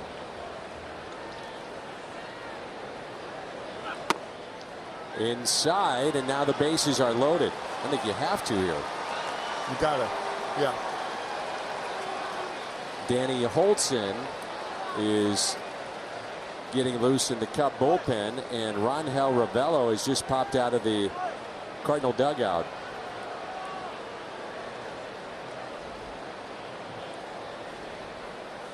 Now, when the pitching coach comes out of the dugout, there's no move to be made.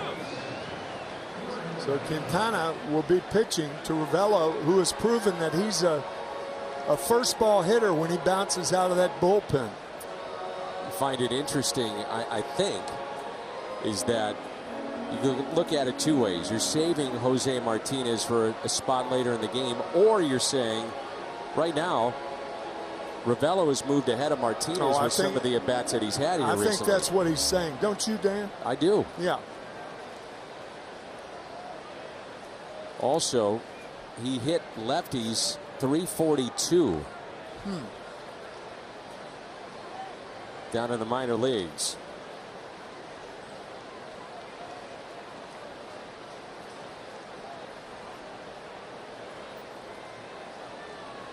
Inning started with a single, hit by pitch, and now a walk, and Hudson's day is through, and Ravelo will pinch hit.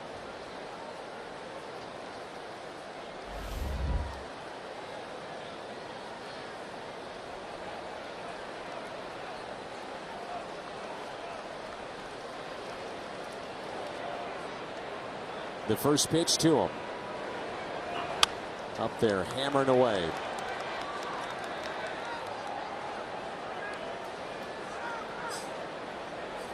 He had been on a 40-man roster 3 different times.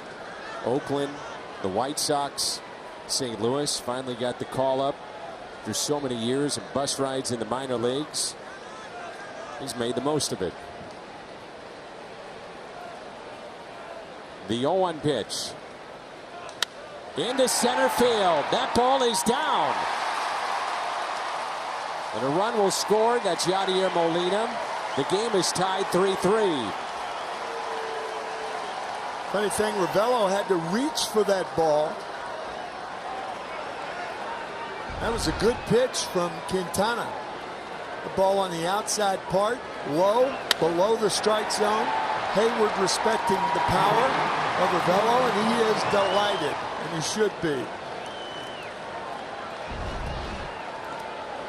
And that will be it. Mike Schilt sends up Ravelo to get that base hit, and now Joe Madden making a pitching change.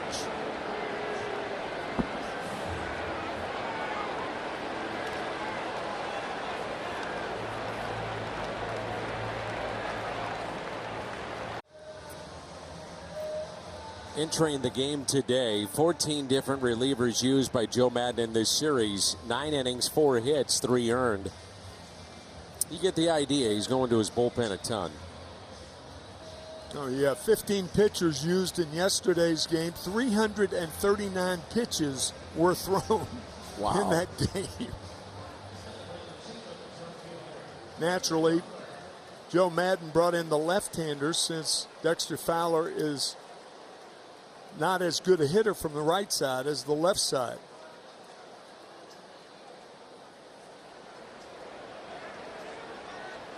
Infield in double play depth. Still only one out. We're tied 3-3 with the bases loaded. Fowler is single to left and also was called out on strikes. Lines one foul and out of play.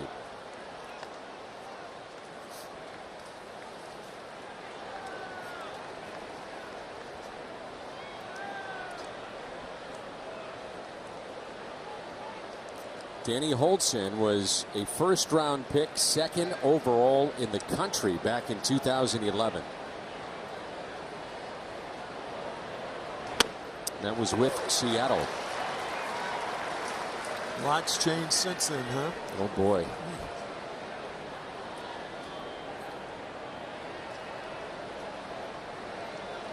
Cardinals once again with a runner on third and less than 2 outs. Got to get him in.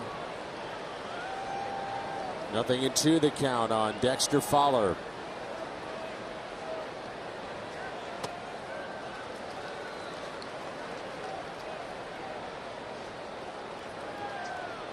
Holtzen called up on September 7th and made his major league debut the next day in Milwaukee. At 3 strikeouts. Second overall pick, and it took him until 2019 to get here to the big leagues. Up the middle, base hit off the bat of Fowler. 1 run in, here comes another. Dexter Fowler drives in 2.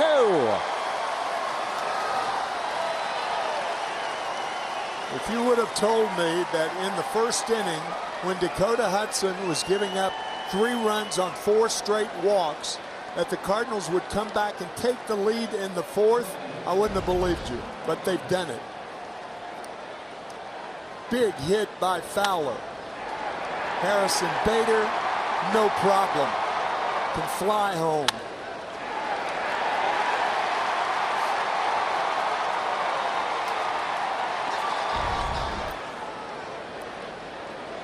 (5-3) St. Louis, and now Tommy Edman.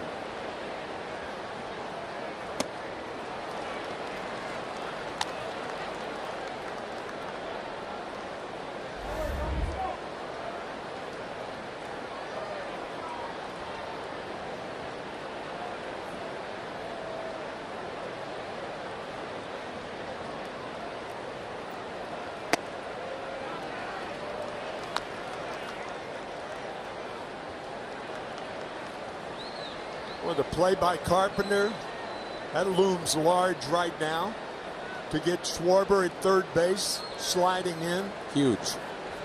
Big plays the last couple of innings. Edman has tripled and scored today and takes a ball inside, and it's 2-1.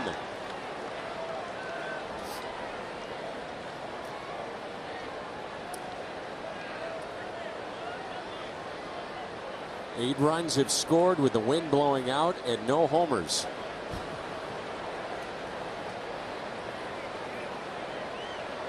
Two-one pitch. Edman, a base hit into center. Here comes Ravello, held up, and the bases will be loaded. They will be all loaded up for Paul Goldschmidt. Ravello not a fast runner, and obviously if he was a little above the average, he would have been sent by Pop Warner.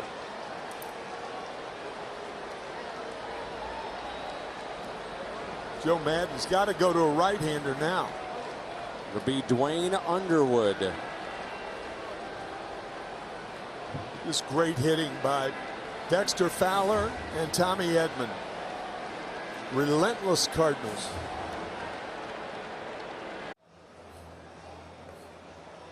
So Dwayne Underwood Jr. is now the new pitcher for the Cubs. Chevy called to the pen. He's appeared in 9 games for Chicago. And the bases are still loaded and still only 1 out with Paul Goldschmidt coming up. Goldschmidt with 2 grand slams this year. And 2 RBIs in this game. One his first time at bat with Edman on at third base. He drove him in, Goldschmidt that is, with a ground ball, a good base running play by Edman. And then a sacrifice fly, driving in Dakota Hudson. His second at bat. Yet again, a key moment. The Cardinal fans making some noise here at Wrigley, and then some boos by the Cub fans. Goldschmidt up, 1 out, bases loaded. First pitch is strike.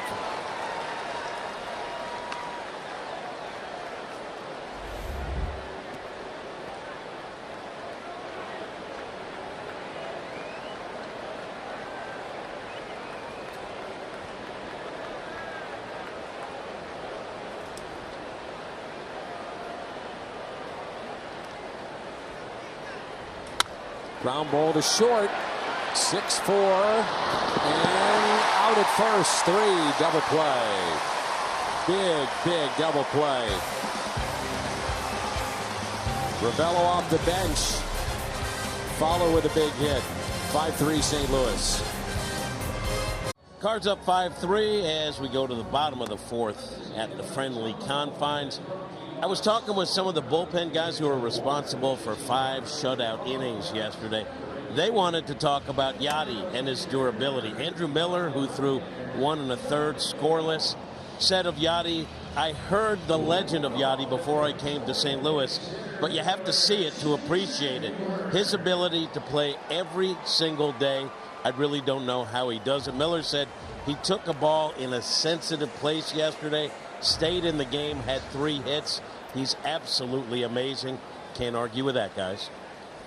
It is pretty amazing. He stayed in that game yesterday. Few would, if any.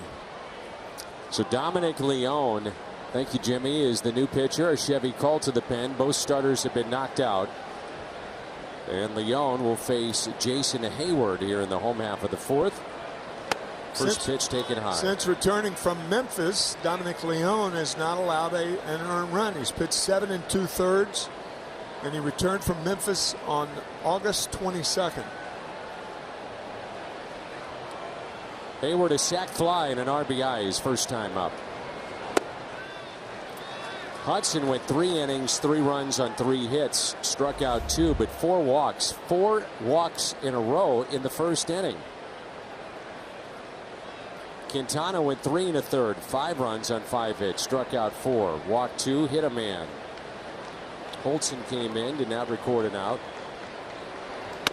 And Underwood is now the pitcher of record for Chicago. But his spot due up 3rd, so you may see another pitcher coming in for Chicago. I'm sure of that. Meanwhile, Dominic Leone has thrown 3 straight balls. No way to enter a game.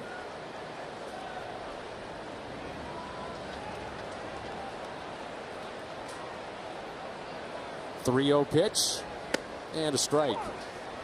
Wind is picked up again.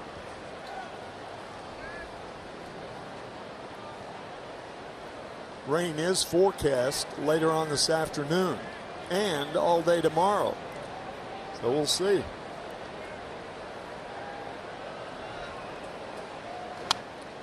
There is a ton of concern as to whether or not we'll get that game in tomorrow. 100% chance of rain all day long. And even in the evening, it goes from 80 in the afternoon to 60% in the evening. 3-2 the count here on Jason Hayward, the center fielder today.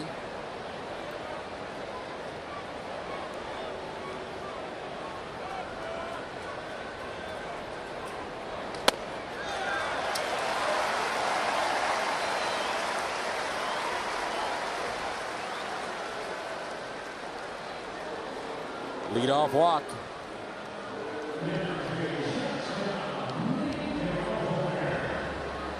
Bottom part of the order. Enter the game and base on balls. Tough. You could do it, but it's just tough to win like that. It's tough to have easy innings.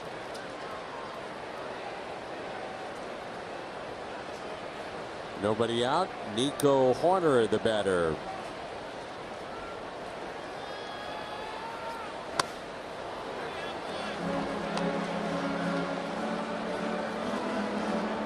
Junior Fernandez starting to throw for St. Louis.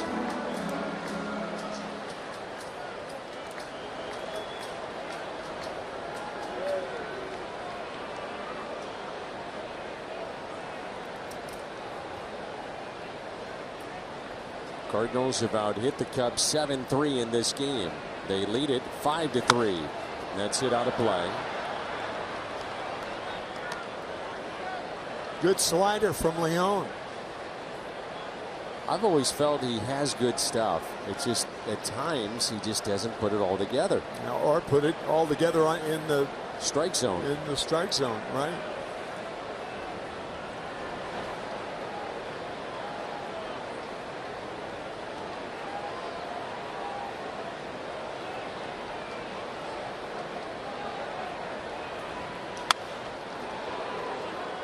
Ball had to be 6 inches outside to Horner.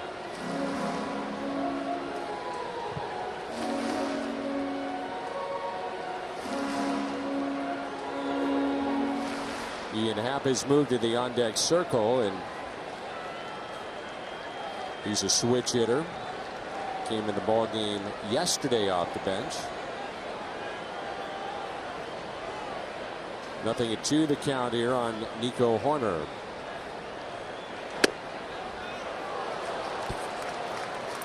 Oh, Jesus.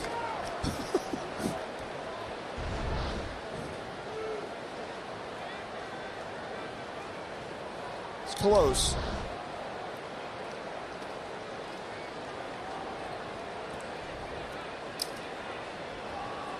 It's a strike.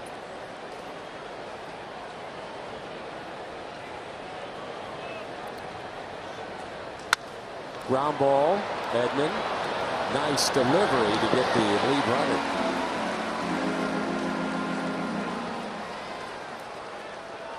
That's a tough play for a guy who has played right field a lot and third base a lot to go to second and have to master this little toss. The backhand flip. Nicely done by Edman and DeJong. They get the lead runner, and that's the important thing. Ball not hit hard enough for double play.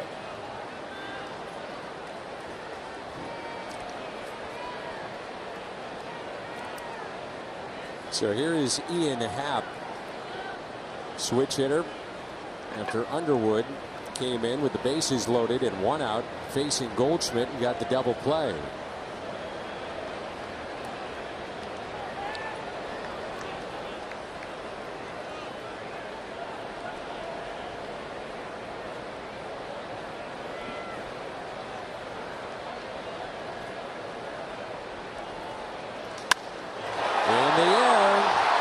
Center. We're tied.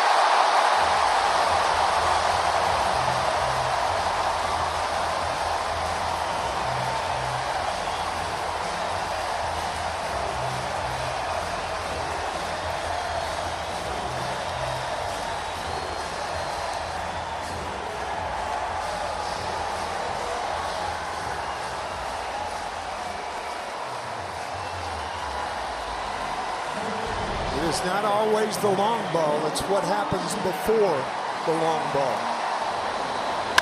The walk to open the inning.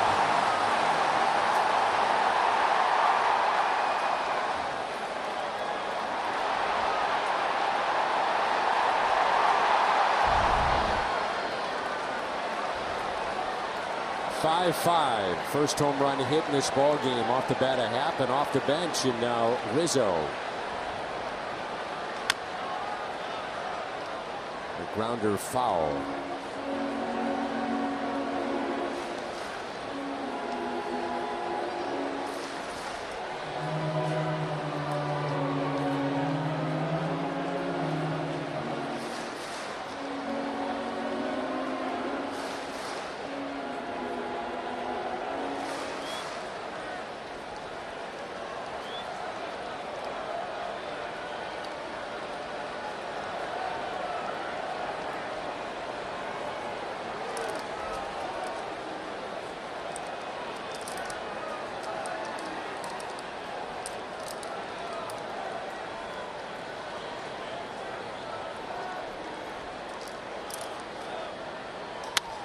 Base hit into center.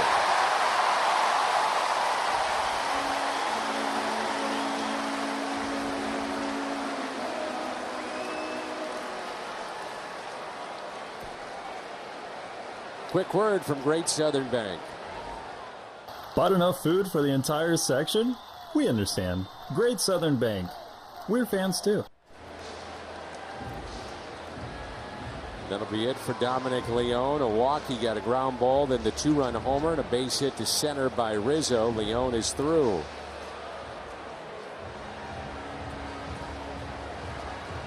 Junior. Final Goodwill Autograph Night is Friday, September 27th at Ford Plaza Stage. Mike Myers will sign autographs for fans 15 and under. Al Roboski, Mike Tyson will sign for fans of all ages. Cardinals.com/promotions. Junior Fernandez now in for St. Louis.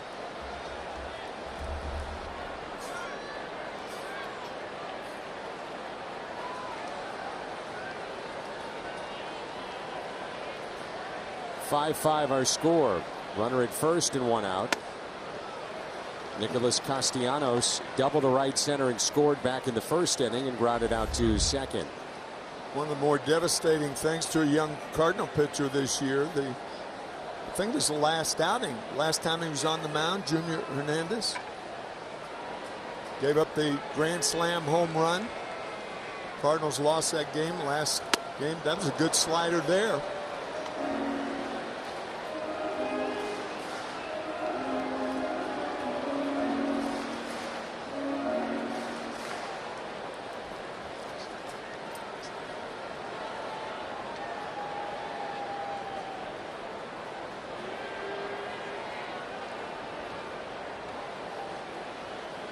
A ball and a strike.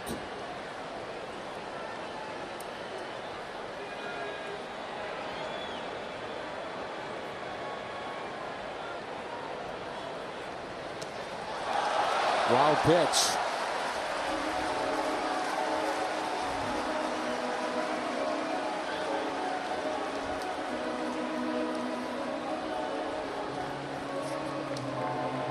Looked like some sort of changeup that got away. Yeah, it was. Way outside.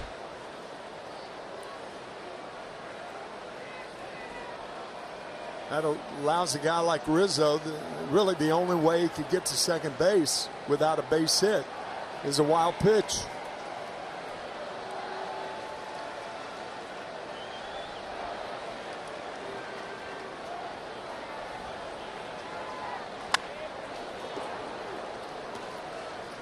I gotta wonder if Rizzo's in scoring position here with 1 out. You took him out of the game midway through yesterday. In the 6th inning. Why not pinch run for him here? And it cost you too. Remember, he couldn't score on one of the plays that That's correct. wound up being a base hit. That's correct. Yes.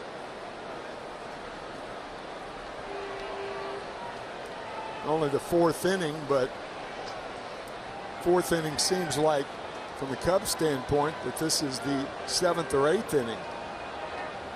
Tie ball game. Fly ball. Ozuna with the catch. Rizzo staying put at second. The batter is Chris Bryant with Schwarber on deck. Giovanni Gallegos used later in innings. Genesis Cabrera. He's getting loose right now, the lefty. And he would have to be getting loose, you would think, for Kyle Schwarber if you get there.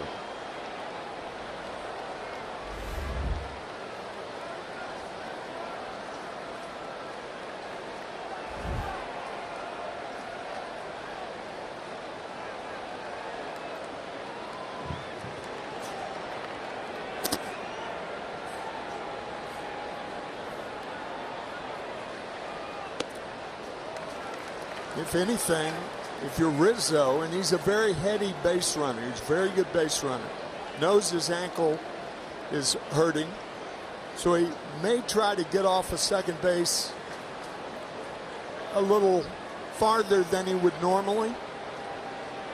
trying to score on a base hit to the outfield. Might be worth putting a play on at second. Have Yachty throw behind the runner.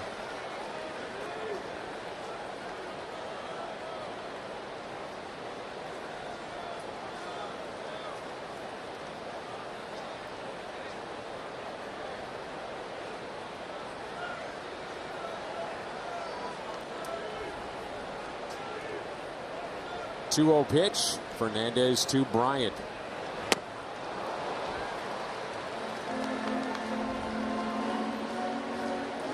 Talk about movement. Let's look. Like a changeup. 2-0 changeup to Bryant. You do have a base open with 2 outs.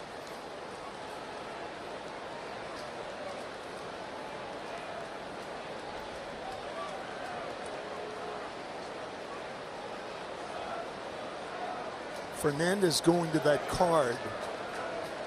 I just don't understand how all pitchers in baseball are obsessed with these cards, for crying out loud.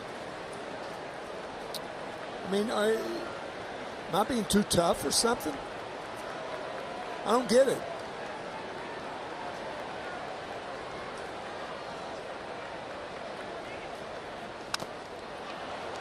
Some of the reasoning behind it is with a runner at second, you go to the card if you have to change up signs, and then it doesn't cost you a mound visit. Danny, it was overrated then, getting signs from second base, and it's overrated today, in my opinion. I'm just... I know. Letting you know. I understand. I still don't agree with it. It's okay, isn't it? Oh, yeah. Do anything you want. The strikeout of Bryant, so Junior Fernandez comes in and gets the fly out by Castellanos. Strikeout of Bryant. Home run hit by a half, and he tied it up by 5. Budweiser, what's on tap? Miles Michaelis going tomorrow against the Cubbies.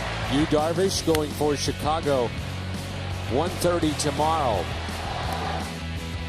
Check that 12:30 tomorrow on Fox Sports Midwest.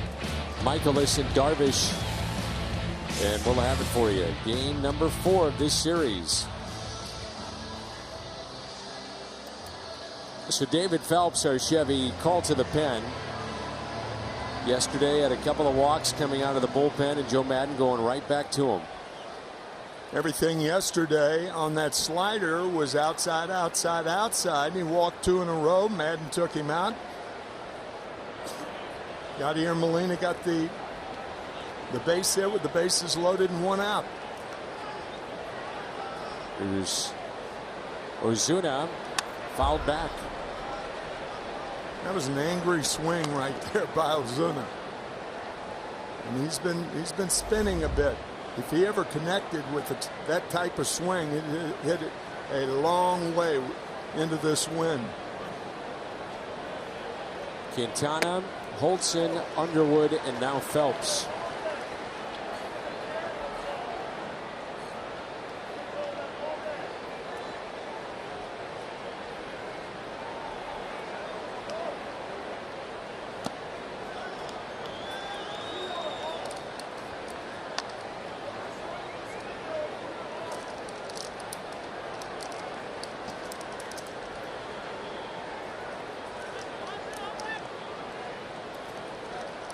One and 2 the count on Marcell Ozuna, who has walked in, struck out.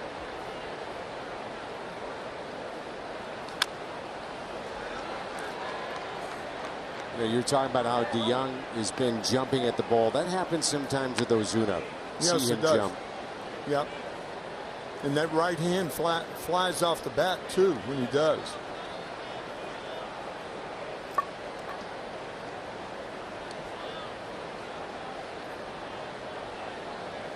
One of the telltale signs of a slump.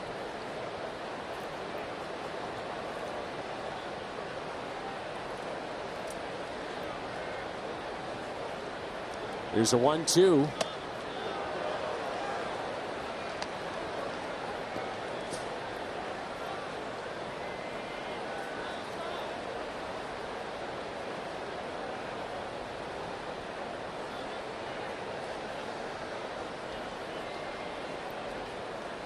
Count even. 2 balls, 2 strikes on Ozuna. Outfield is deep there straight away. Ozuna chops it foul. Past Pop Warner, the Cardinal third base coach. Stays 2-2.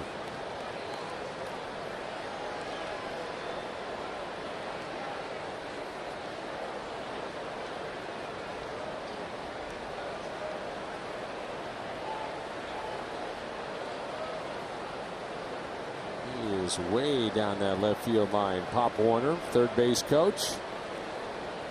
And the 2-2 pitch to Ozuna. That was a nasty pitch right there. That slider off the plate away. Ozuna able to make contact with it.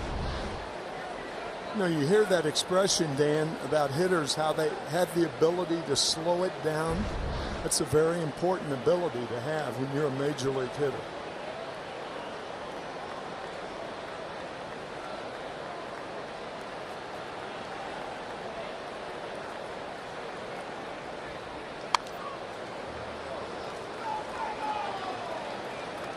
There are times when you watch Ozuna and you think there is no way he is going to get to an outside pitch. Where he steps, where he jumps, opens up. Last 2 pitches, he's hit the ball off the end of the bat. If you're Phelps, there's no way you come inside or over the middle of the plate.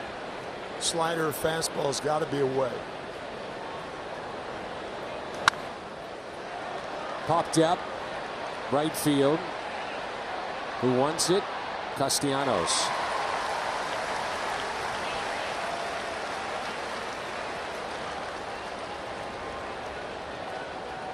With 1 out, the batter will be Yadier Molina.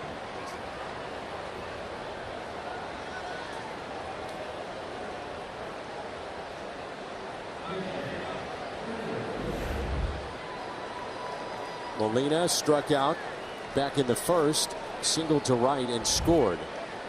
That was in the 4th inning.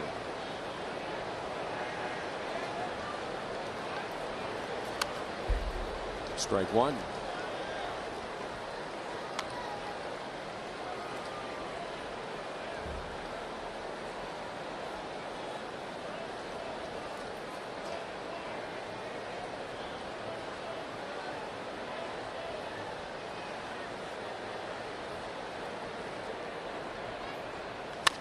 Ground ball. Backhanded by Bryant. Plenty of time. So both starters knocked out of the game. Quintana 3 1/3. Dakota Hudson went 3. Dominic Leone came in, gave up 2 hits and a 2-run homer. Cleaned up then by Fernandez. And here's Paul DeJong. He's grounded to short and also struck out.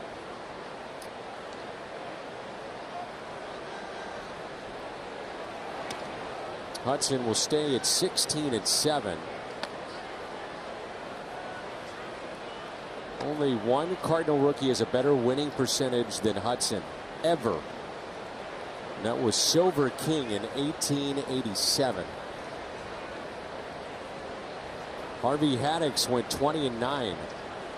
1953.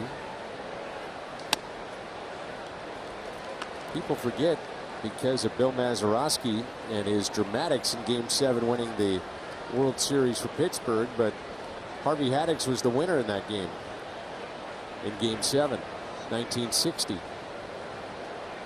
The Kitten. He got that nickname because they said that people were reminded of Harry the Cat McKean. Harry the Cat. He was the cat and Harvey was the kitten. Pitched 13 innings of perfect baseball. I think for a starter, that's the largest margin error ever.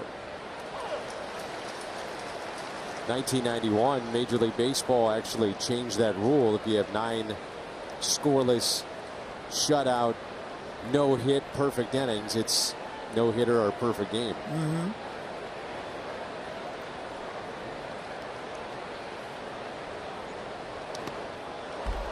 One with a breaking pitch and a walk to DeJong.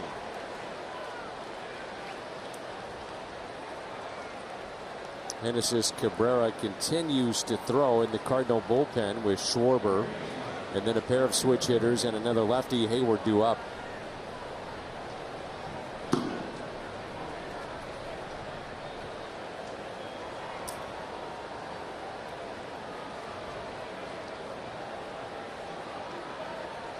It's the 8th walk in this game. Cardinals have issued 5 and they've taken 3.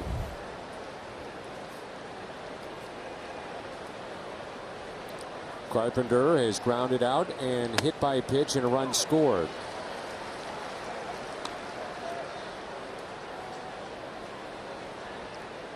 DeYoung, an occasional stolen base. He's stolen 9. He's been caught 5 times. Not a bad time to try it. Told me the other day that this is the most he has run since he was at Single A. He said, I love it, though. I think that was when he was a catcher, wasn't it? Yeah. Catcher in college. Yeah, catcher in college. 0-2 the count here on Carpenter.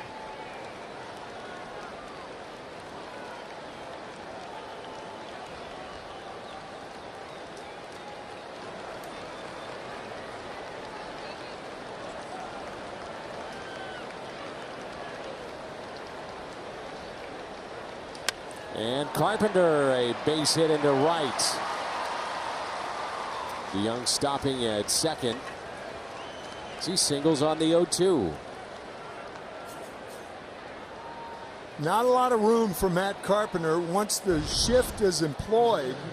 Where do you dump it in the outfield to get a base hit? Well, not hitting it well and over the head of Chris Bryant is a good place. He did. And the Cardinals have runners on at first and second with 2 out. Here's Bader. Was robbed his first time up by Zobrist on a backhanded play up the middle. That ended the top of the second. Walked and scored in the 4th.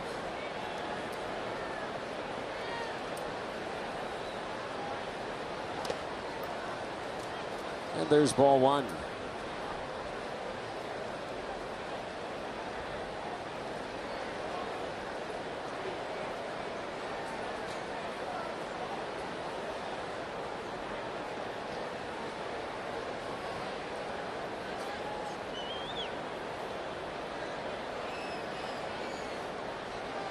Well, that was nice of Bader to pick up the catcher's mask and hand it right back to Caratini. I know you appreciate that, Tim. 1 ball, 1 strike.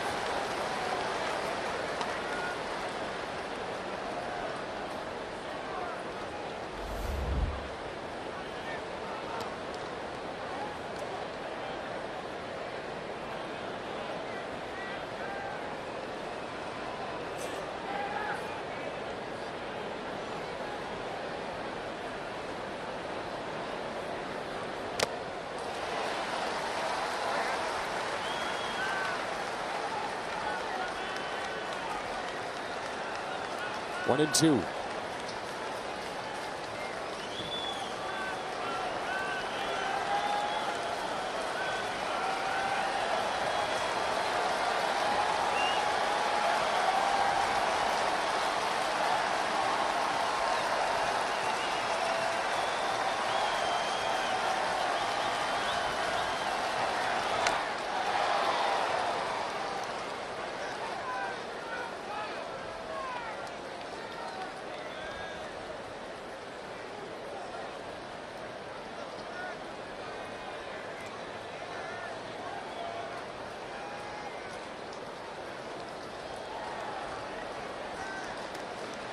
Kyle Ryan, the left-hander, getting loose in the Cub bullpen. Wieters, a switch hitter on deck.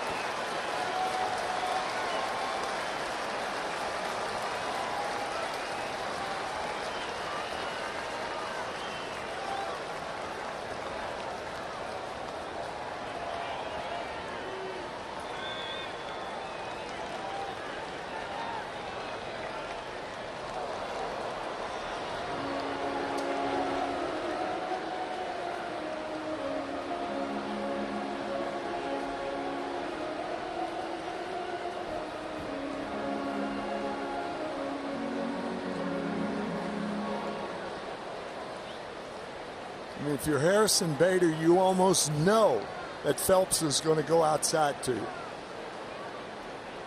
With the surety, probably with the slider.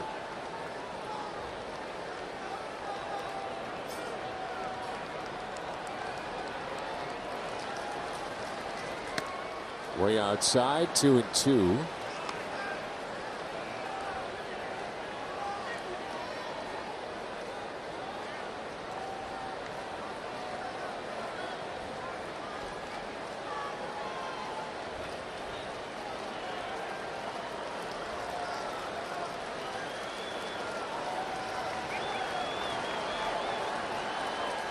Good cut. That was a good pitch to hit. That was hammerable, as the players say. That ball too much of the plate, and Harrison fouled it back.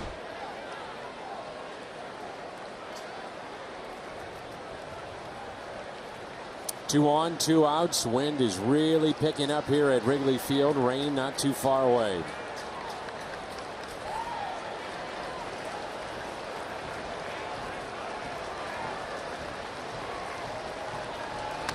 Foul back again. Two good cuts and two bad pitches.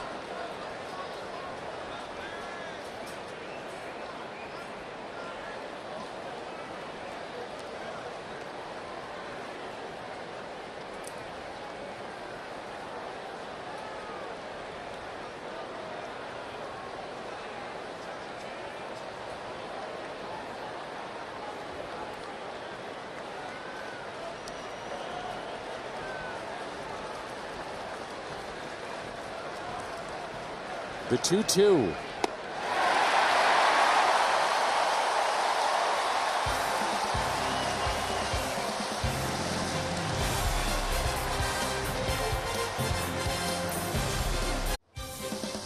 St. Louis Cardinals baseball is brought to you by Siteman Cancer Center, national leaders in cancer.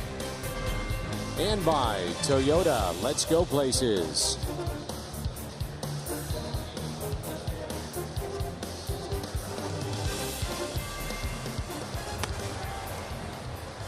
You're not going to find 2.5 hours a day of emotion in the sixth inning like we have seen the last 3 days.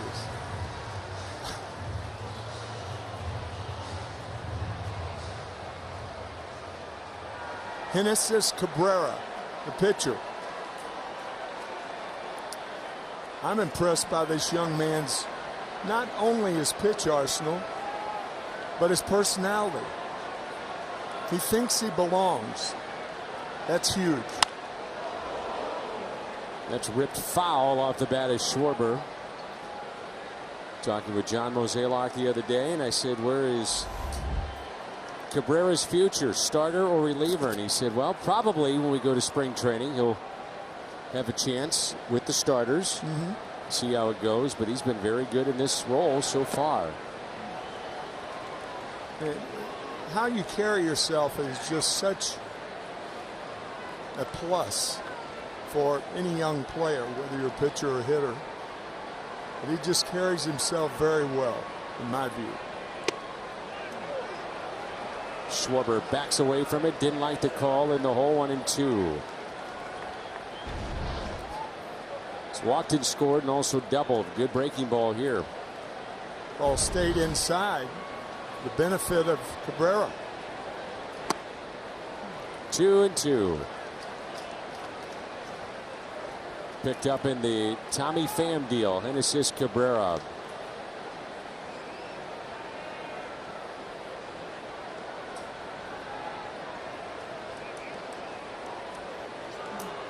On 2-2, Yachty will have a mound visit here.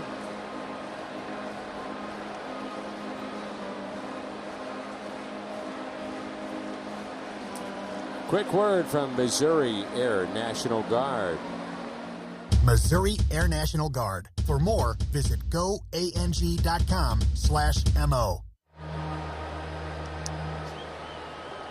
So I want to make sure they're on the same page. A mound visit there. 2 balls, 2 strikes. Schwarber at the plate. Zobrist on deck, and then Victor Caratini 5-5 here in the home half of the fifth.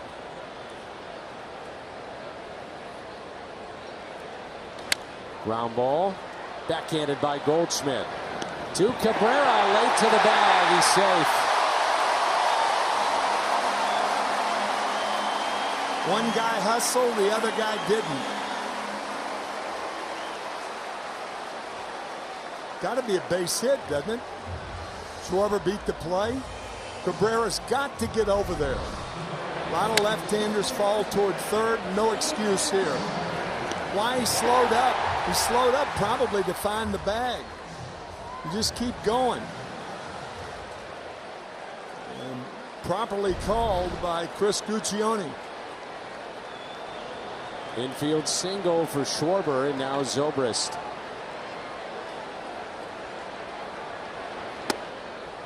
The switch hitter looks at a strike. Bases loaded walk and also fly to left. It's like a walk. That's like a error. That's a misplay. That should be an out. No question. And the 0-1 in the dirt. That's the thing about, for contending teams, September call-ups can be a curse. Because these are young men who are just learning their trade. Things like covering first base after you make a pitch. Things that you can get away with in the minor leagues, but not up here when you're contending.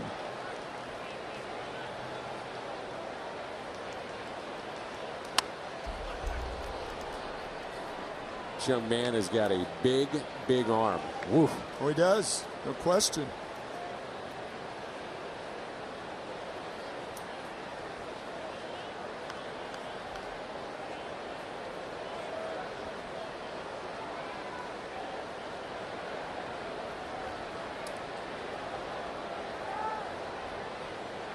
Swing and a miss. Strikeout is Zobrist.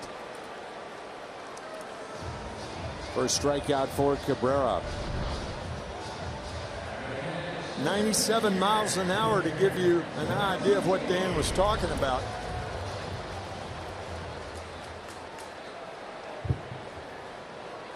Victor Caratini.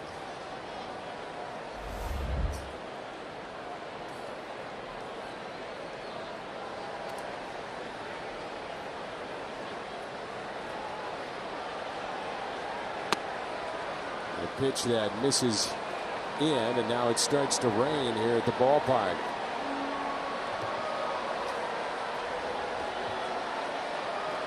And folks racing for cover.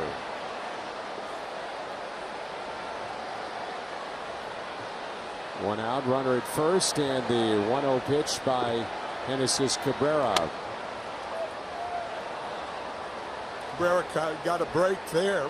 That ball looked outside, maybe high also. Caratini drew a bases loaded walk back in the first inning and grounded to second. First inning seems like yesterday. Good pitch, strike two.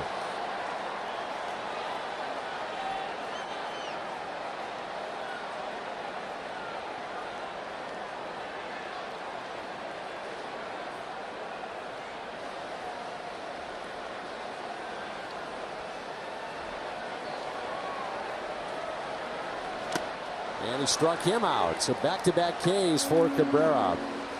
Talk about anger. Some guys take it out on the pitcher. Cabrera's taking it out on the hitters, the last two hitters, after messing up that play at first base.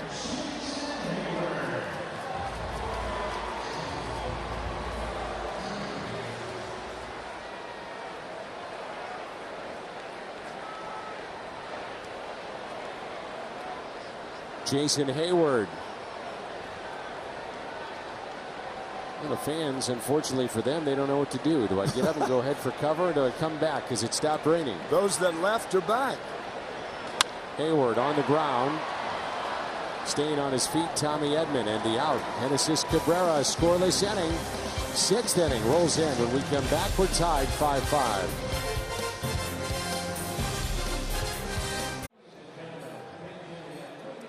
Chevy call to the pen takes us to Kyle Ryan.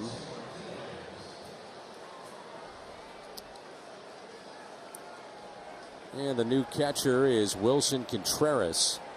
So Ryan will go in the 6th spot in their lineup, and Contreras the 9th spot, due up second. Interesting.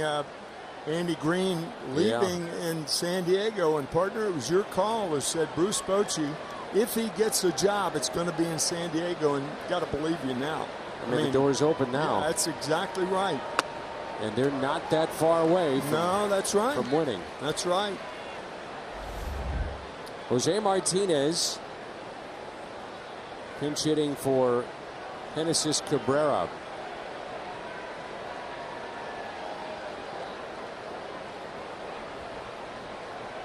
Does that mean he has to give back all his gifts?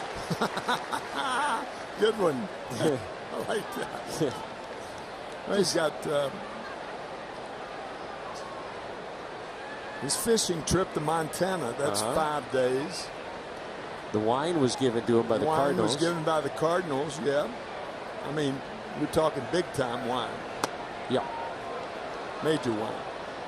You would know. Yeah. Well, it is big-time wine.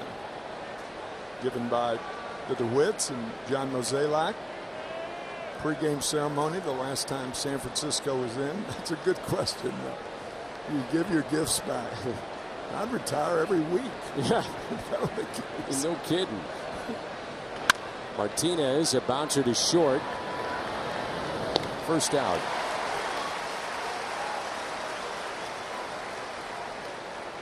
BJC Healthcare difference maker, 4th inning. Cardinals send 8 to the plate.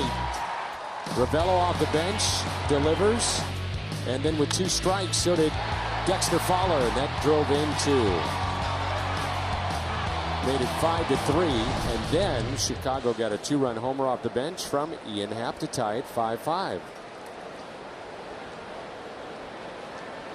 Fowler 2 for 3 today. He's driven in 63 with those 2 back in the 4th. Strike 1. Ryan Housley throwing in the Cardinal bullpen. Kyle, Ryan's got a deceptive delivery that I see. We used to talk about guys like this, and I'll tell you in a second. His foot hits the ground before the arm comes around. In other words, he turns the side to the hitter. The foot hits the ground, and now the arm comes through, as opposed to it happening in unison. It's a very deceptive, almost a God-given talent to throw it like that. Tough on a hitter. He's pitcher number 5 today for Chicago. Quintana 3 1/3. Holtzen came in, did not record an out, gave up 2 hits. Underwood, key at bat in this game for both sides. Bases loaded, 1 out. He got a double play off the bat at Goldschmidt. Phelps a scoreless 5th, and now Ryan here in the 6th.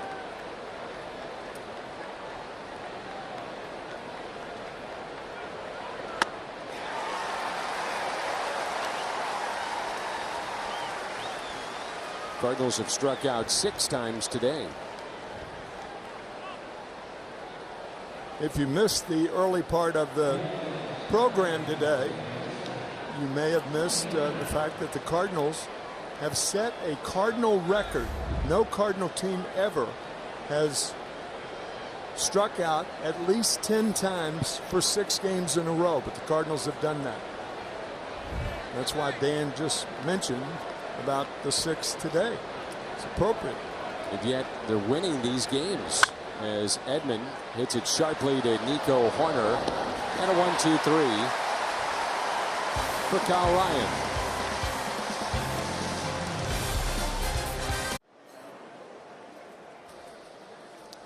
Next episode of Cardinals Insider. 2 Cardinals recall their Wrigley debuts. Special visit to Scott Air Force Base and whatever happened to the ball in Big Mac Land. It's all coming up on the next episode of Cardinals Insider tomorrow at noon on Fox Sports Midwest.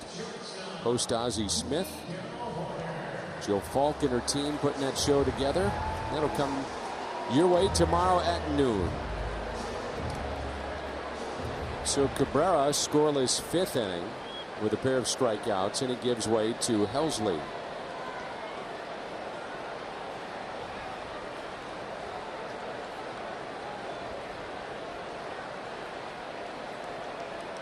Helsley pitched in yesterday's game. Fastball for ball one to Nico Horner.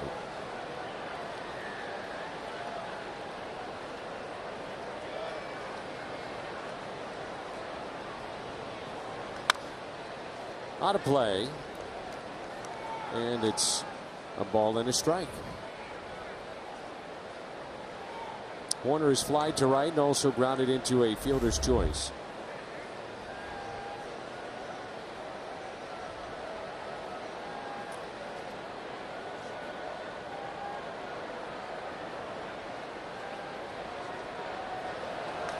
Horner hits it out to left and out of here.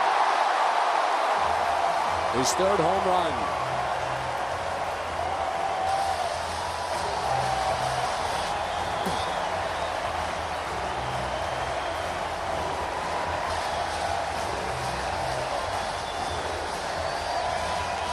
He's only been playing for the Cubs for 10 days, and he hits his third home run.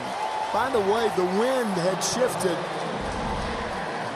from going out to center field to going toward left field. Now, I don't think this ball would have been affected one way or the other, but it may have been. As the Cubs take the lead for the first time, since the first inning, I believe. Part of the switch was Contreras behind the plate in the 9th position in the Cub lineup. So 6-5 Chicago on their Horner home run.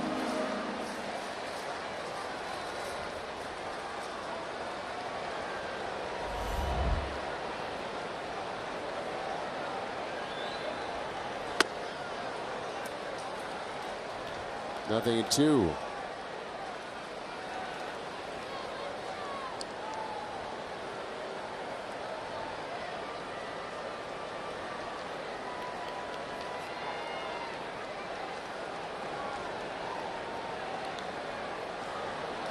Ground ball, backing up Carpenter, spins and makes the play. Good play.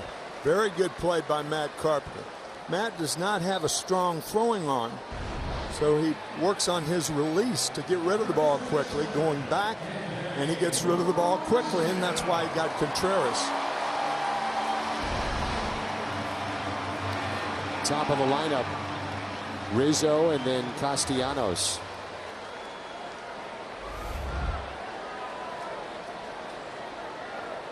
Anthony Rizzo 2 for 3, double to left center, base hit to center, and struck out looking.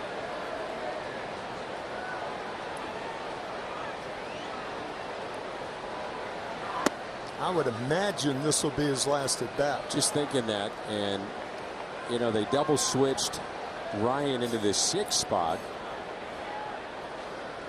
Yeah. Could double switch that back out. Sure.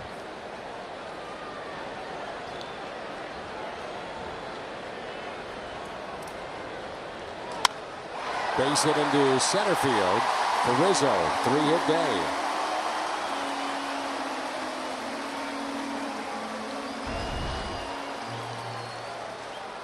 You know, the pressure of walking hitters causes a lot of pitchers to throw the ball over the fat part of the plate and not use the corners. And Rizzo is not being taken out for a pinch runner. Cardinals in the 7th will have Goldschmidt, Ozuna, Molina. Tyler Webb starting to throw. Castellanos and Bryant coming up, pair of right-handers. Then you get into the lefties and switch hitters.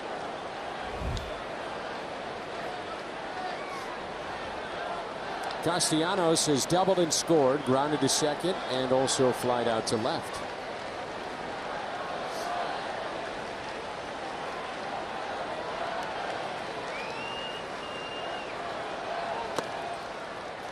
Ball 1.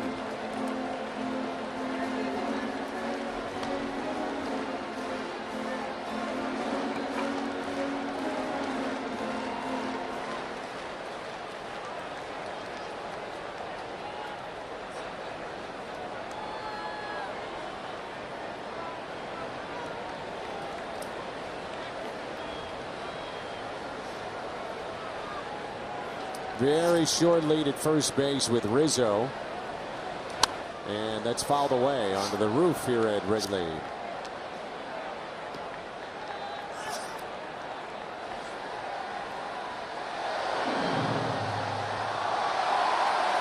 And these fans here know you better pay attention. A ball hits the roof and lands on the roof. It's coming back down, and then you get a souvenir for that young fan.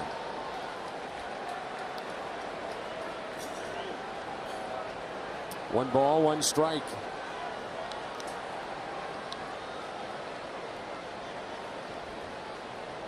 It's another one-run game for St. Louis. He played in a bunch of these here recently. Taking high. 2-1.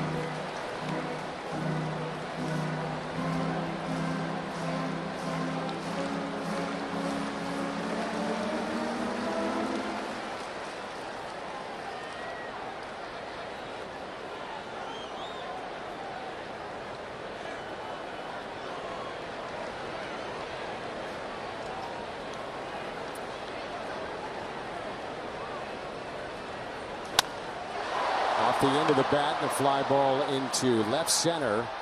Bader there with the catch.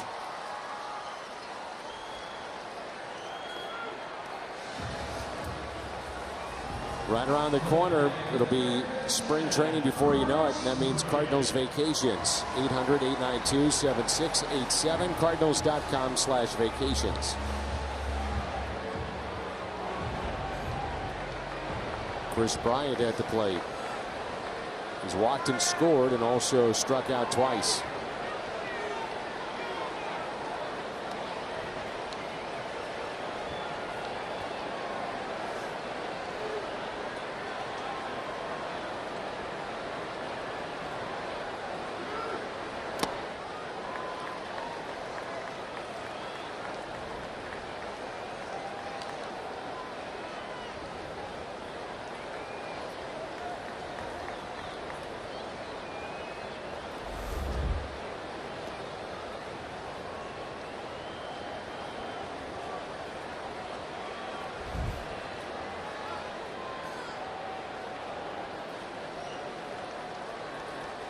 Was the fourth home run allowed by Ryan Helsley this year.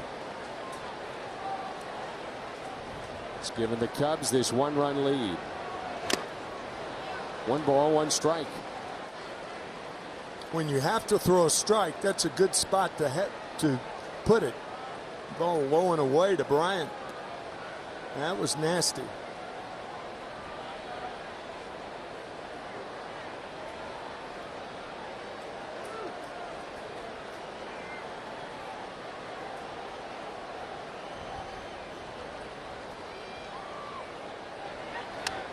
Two strikes on Bryant.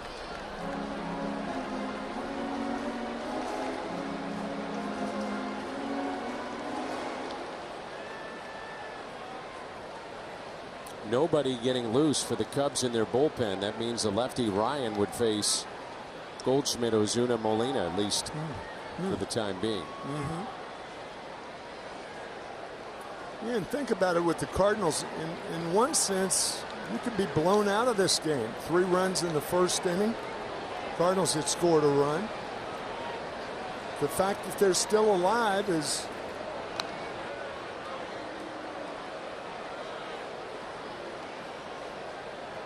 a point. Helsley throwing over to check on Rizzo, who is not going anywhere. No. And the 1-2 pitch to Chris Bryant. Strikes out for the 3rd time. Home run hit by Nico Horner. Puts the Cubs on top.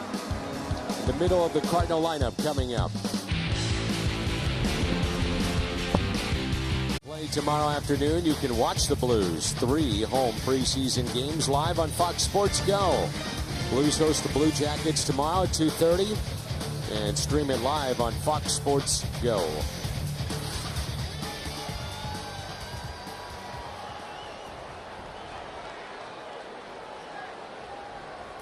Gateway Honda home run inning. Cardinals hit a home run. The Gateway Honda dealers will donate $1,000 to the Make-A-Wish Foundation of Missouri. Cardinals really had the Cubs on the ropes with Goldschmidt up, bases loaded, 1 out, and he bounced into a 6-4-3 double play back in the 4th inning. Kyle Ryan, his 2nd inning of work. There's very few times that hitters, major league hitters now you're dealing with, don't take advantage of the wind here blowing out. But today, so far, it's been the case.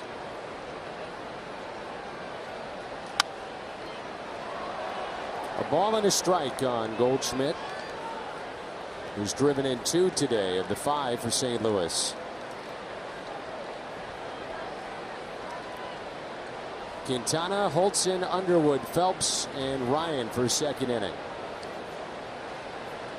The pitching for Chicago.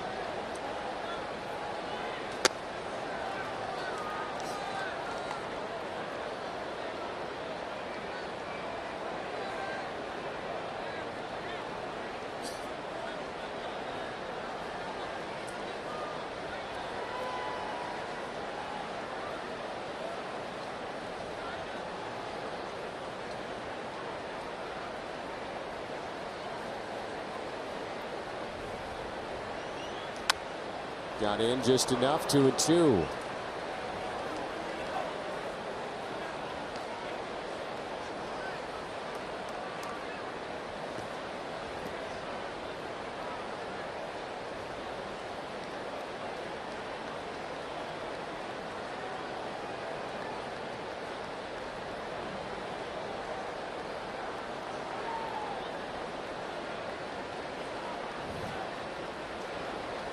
Off the plate, full count. Crowd today, 40,071, 40071.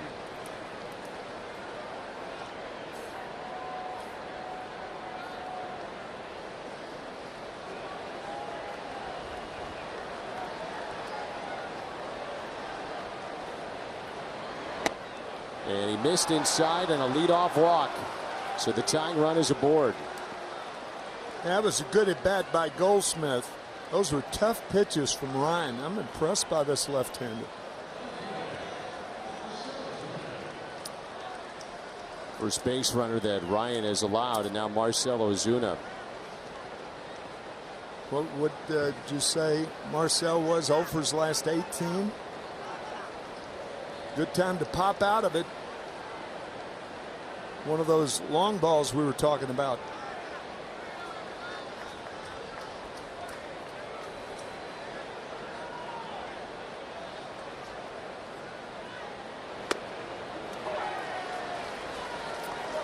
Now you see the stride with Ozuna, and you see him open up a lot. I don't remember him pulling off, though, and opening up as much as he has been here in the last couple of days. You can open up, but it should be the result of having the front shoulder in there when the ball's on its way.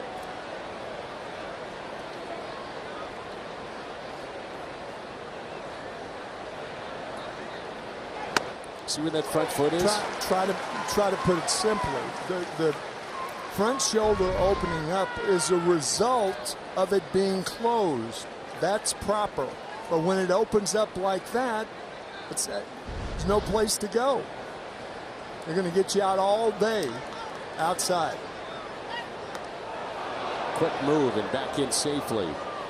That's when you see guys roll over the ball and you get your ground balls and swings and misses, those types of things. That lead shoulder, however, is going toward right field. It's closed.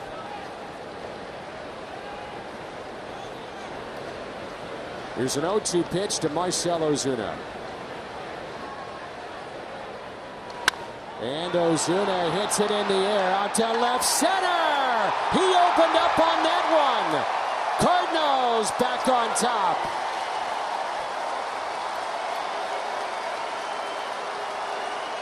Marcel's probably saying, closed shoulder, schmo shoulder.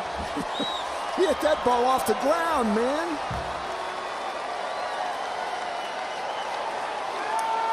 First hit in his last 19 at-bats.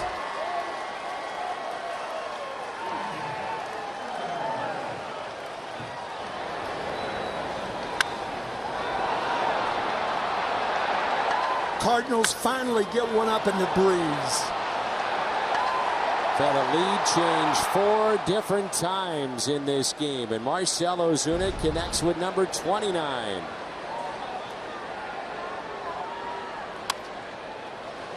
Gateway Honda home run inning, and that means Gateway Honda dealers will donate $1,000 to the Make-A-Wish Foundation of Missouri.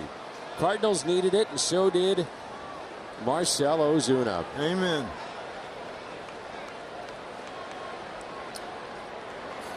Leadoff walk, 2-run homer. 7-6 St. Louis. That ball would have been called a ball. I mean, there's no way. Oh, yeah. No way. The ball's about 4 inches above the ground. How in the world do you get the fat part of the bat on a ball like that? Off the glove of Kyle Ryan, and he'll underhand to Rizzo at first. 1 away here in the top of the 7th.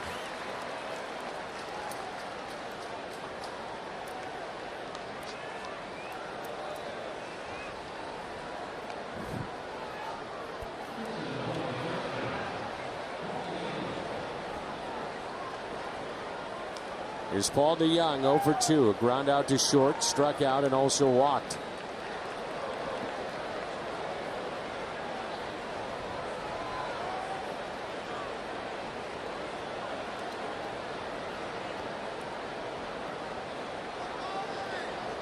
Wind is picked up again out to left center, and that pitch taken for a ball. You know, Danny, just as an aside, with the Yankee game over, Toronto lost to the Yankees 7-2. Every other game is a night game on a Saturday. That's unusual. But I will guarantee you, in every clubhouse across Major League clubhouse across America, this game has been on and on and on and on. Certainly in Milwaukee. Oh yeah. Ooh. You can almost hear it on in Milwaukee. It's 90 miles from here, right? Oh yeah. Giovanni Gallegos throwing in the Cardinal pen. 2 balls, no strikes. 2-1 to count. Carpenter on deck. 4 lead changes in this game. And the Cardinals back on top 7-6 after the Ozuna blast.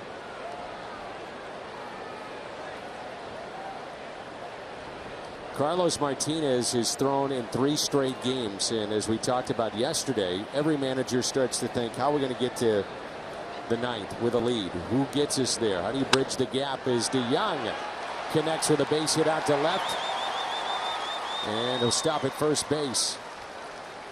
1 out single.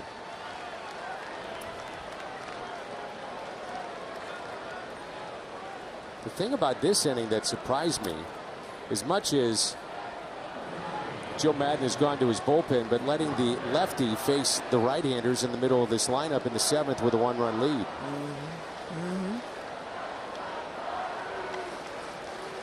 Well, the Cardinals bullpen is weary.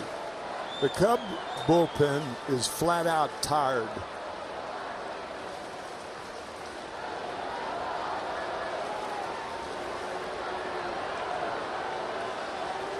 Steve Cishek starts to throw now in the Cub bullpen. Here's Carpenter. Showing bunt against the shift, and a strike. Ozuna with his 29th home run, the free agent to be. He's now driven in 88.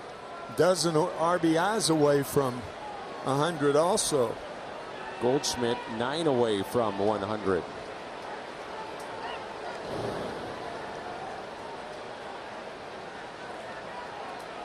Cubs will have Schwarber, Zobrist, and a pinch hitter for Ryan coming up.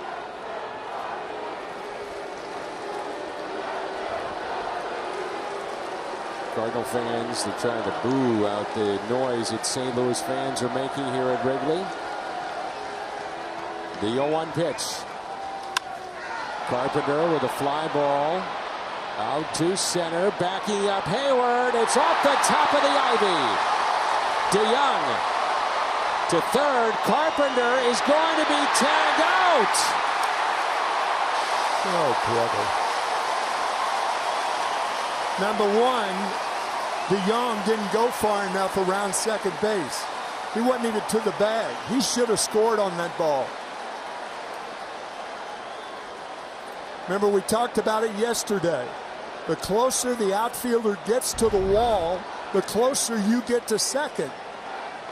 And when Hayward's jumping up like that, that's not a sure catch. So DeYoung, number one, should be by the bag. Carpenter, thinking that DeYoung was going to score, is out at second base, and that is just bad. Bad base running. What are you going to do? Ball hit off the basket in left center as it carried. And now it's Bader with 2 down.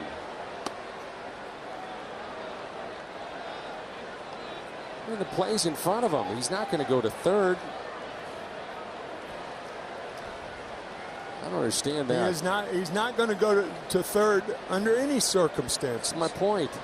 But DeYoung is partially to blame for that snafu also. That's pulled foul. Once again, if you're the runner at first base, is the ball hit near the wall, you go as close to the bag as the outfielder goes to the wall. And that's how you gauge where you are. Had DeYoung been past the bag, he scores easily. But no excuse for Matt Carpenter.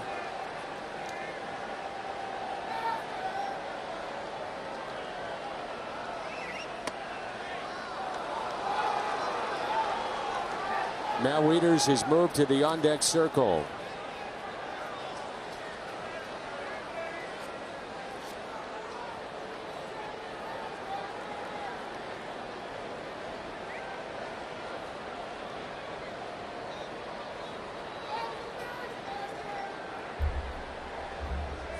The 2-1. Took something off it. And it's 2-2.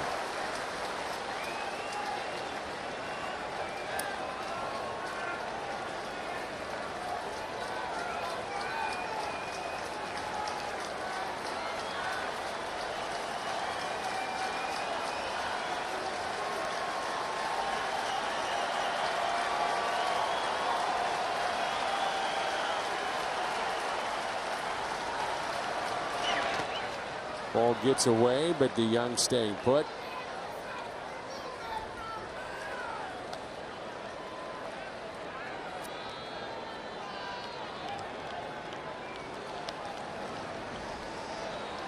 You know, the tag was applied by Bryant at second base on that play, with Carpenter hitting that double. Yeah. And again, though, it goes to the point of you're not going to advance anyway. Bader chops it foul. So instead of having a situation of second and third and only 1 out, it's a runner at third and 2 down. It's a costly mistake. If you're Harrison Bader now, you're not going to get a strike to hit. And Matt Wieters from the right side is on deck. He's a worse hitter from the right side than the left side. 3-2 pitch. Out of play. He got a good pitch to hit.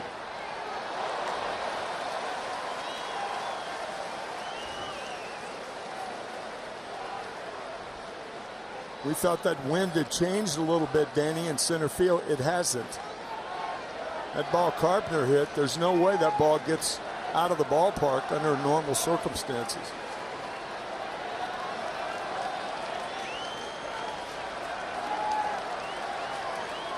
Three-two again. And Bader with a fly ball. That'll carry to the center fielder, Jason Hayward. The Ozuna home run here in the top of the 7th. 4 lead changes. It's been back and forth. This one puts the Cardinals back on top. Clemente dedicated his life to helping others. Major League Baseball annually honors the player who best exemplifies Clemente's spirit. Adam Wainwright is the Cardinals' 2019 Clemente nominee for his charitable work through his Big League Impact Foundation in the St. Louis community and beyond. Visit MLB.com/Clemente21 to vote for Waino.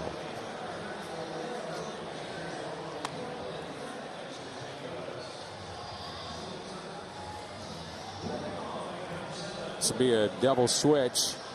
Giovanni Gallegos is in. Cardinals feel very comfortable with him. Zarchevy called to the pen as a starter or reliever. And you see there in the background at third base, it is Jairo Munoz.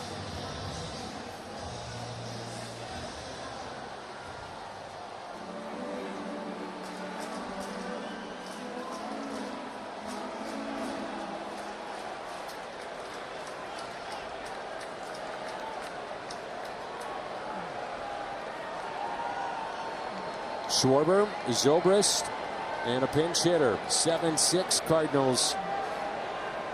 Home half of the seventh. Strike one.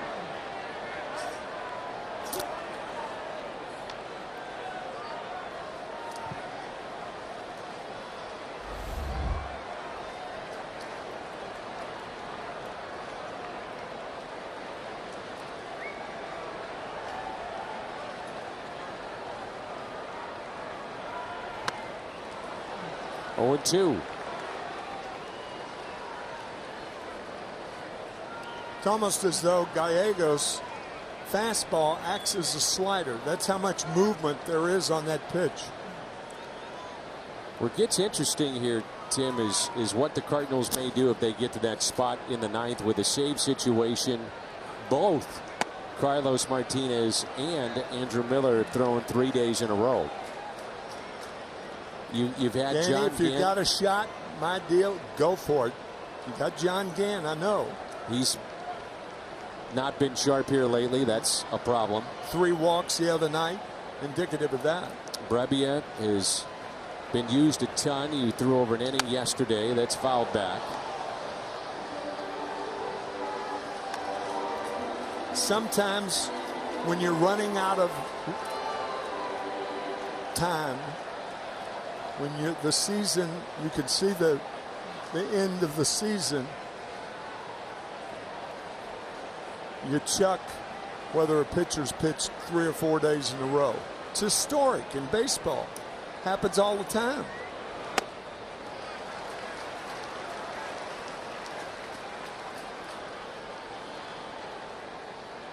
Hudson, then Leon, Fernandez, Cabrera, Helsley, and now Giovanni Gallegos.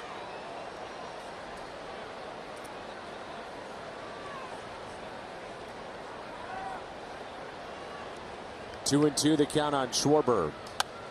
That's fouled back.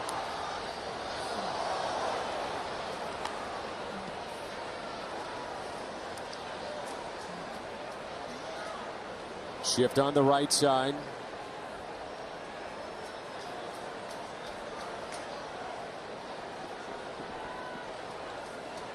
It's Munoz behind the bag, the third baseman now. Near second. The 2-2.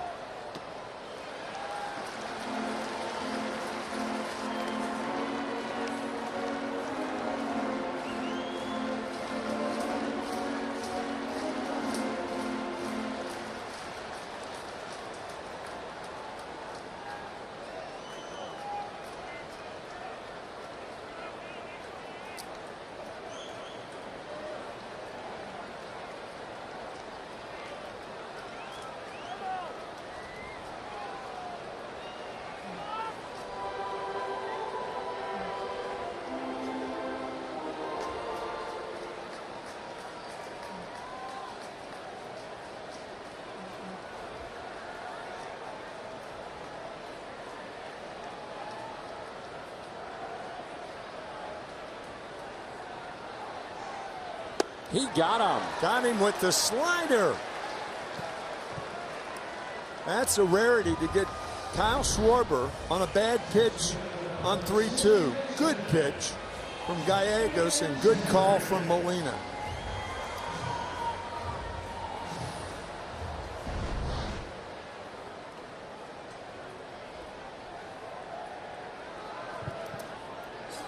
Ben Zobrist, bases loaded walk, is fly to left and also struck out. Make that slider appetizing enough and everybody goes for it. Ball one.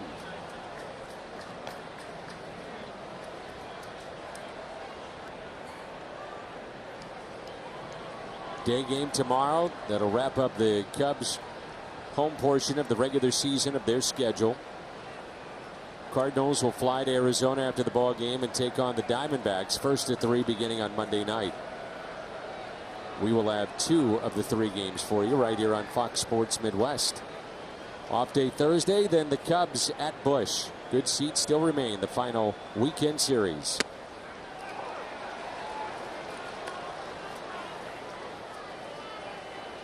Bradwick, a lefty, throwing for the Cubs. Last time teams in the same division played each other at least 7 times in the final 10, with one in first and the other one no more than 3 games back, was in 1996. The Dodgers had a half-game lead and played 7 of their last 10 against the Padres. So if you're the schedule maker, you're saying, I need a bonus. I knew this was coming. You should get a bonus this year then.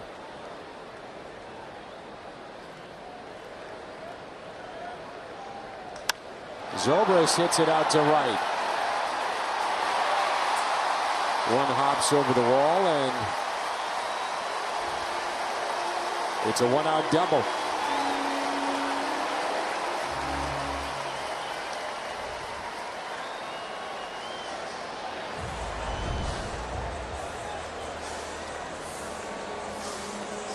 The batter will be left-handed hitting Tony Kemp.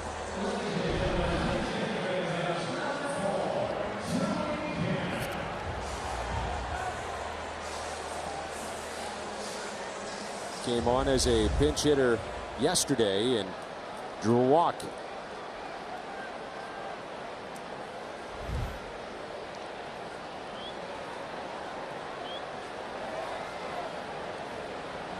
Got to be alive for a bunt. Second time in here, Tony Kemp bunted against the Cardinals. Time I think Matt Carpenter was the third baseman, playing back too deep, so Munoz to keep an eye on Tony Kemp. He can run. It's 7 home runs in 66 games with Houston before being traded over. Foul back for strike 1.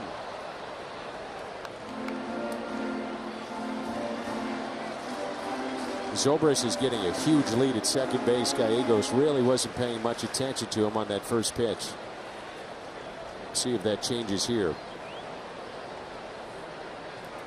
It's the only infielder that the runner at second can't see because he's behind him. You can see all the other infielders, but not.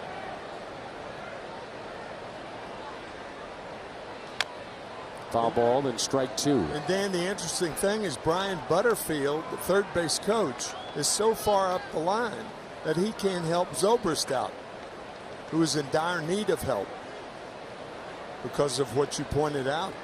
There's Butterfield right there. There's no way that Brian has a voice strong enough to tell Zobrist where he is as a runner at second base.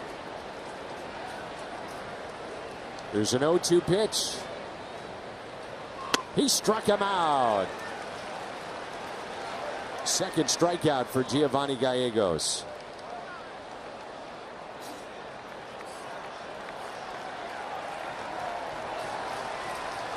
Wait a minute, they're going to say he balked. Not stopping? I think second base umpire Bill Welke called it. You got to be kidding me. It's got to be not stopping, right? Yeah, apparently that's got to be it. He didn't pause.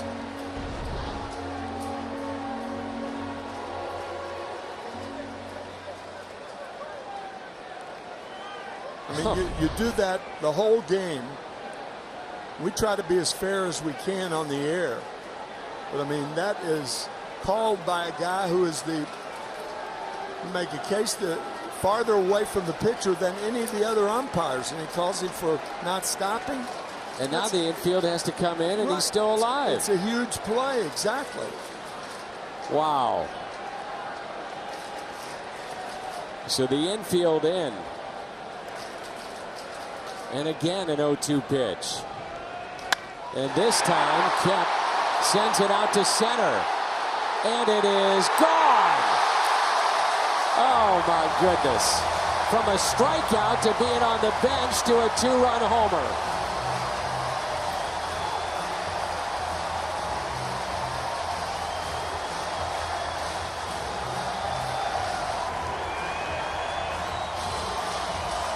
This call may not be Don Dinkerish, but it's close to it. The call by Bill Welke saying that Gallegos did not stop, and now Tony Kemp gets one up in the wind and puts the Cubs on top again. From a strikeout to a 2-run homer. Funny thing about it is, Dan, you can't argue that pitch or that not stopping. You can't argue that.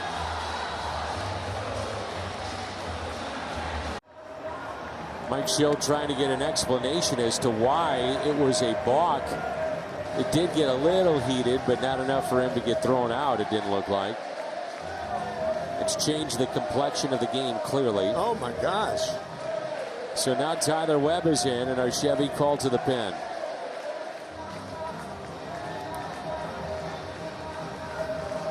Tyler Webb in yesterday's ball game retired one batter. He's only required to retire a batter in the 8th inning of yesterday's game.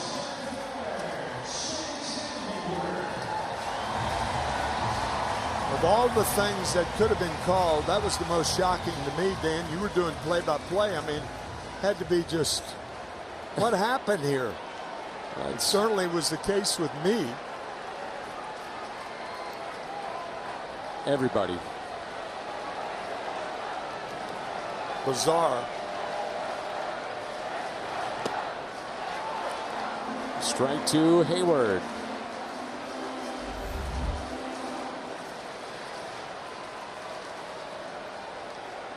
With the Cubs season on the line, you never know. Maybe a balk is something that gets him back in it. Of all things. Yeah.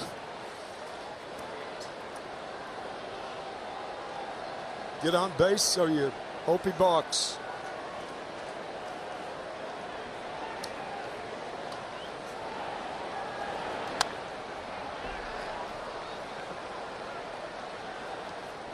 One and two the count. Hayward a sac fly, RBI back in the first, walked and scored in the fourth, and also grounded out to second. A balk in that situation.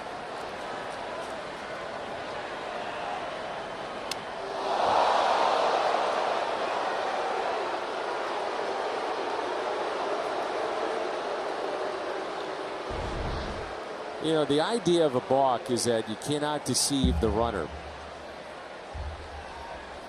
And I'm not sure it was deceiving? That's my the exact point I'm trying to make. You're deceiving a guy who can't run at second base? Hoping Tony Kemp gets a base hit. The thing is, Tony Kemp struck out. And the balk was called, and obviously the strikeout is null and void. And on the next pitch, Kemp hit a home run.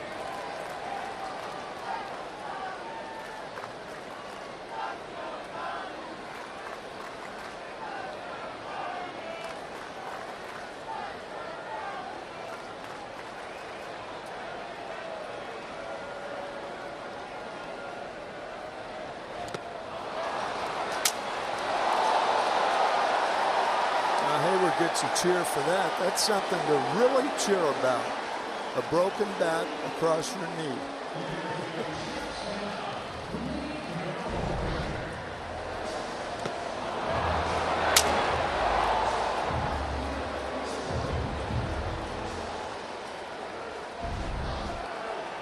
Nico Horner with 2 outs and nobody on.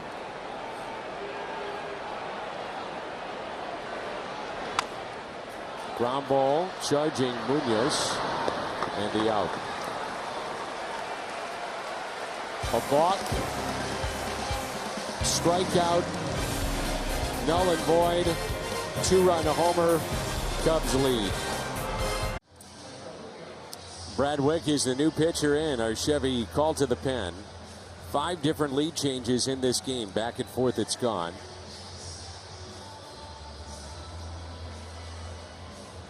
Well, question number 1, win or lose. What about the balk call from Mike Schilt? Oh, Hear yeah. that on the post game. Absolutely. So Munoz into the ball game as he took over in the bottom of the 7th at third base. Munoz, Fowler, Edmonds, still a long ways to go.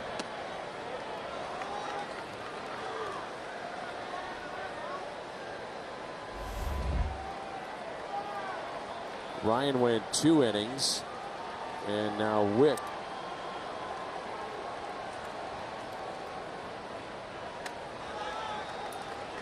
That wind seems to have picked up towards center field and left center field.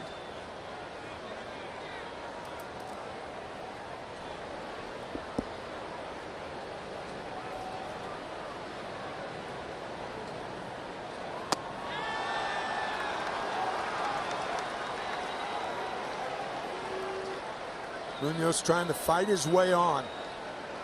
3-0 the count.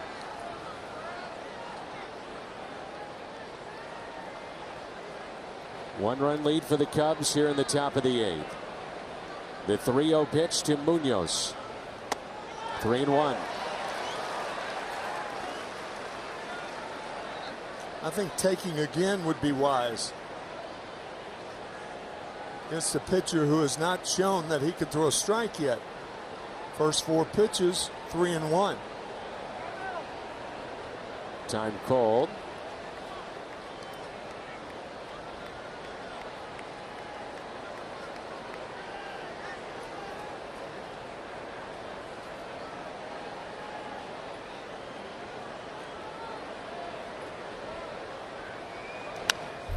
Three and 2.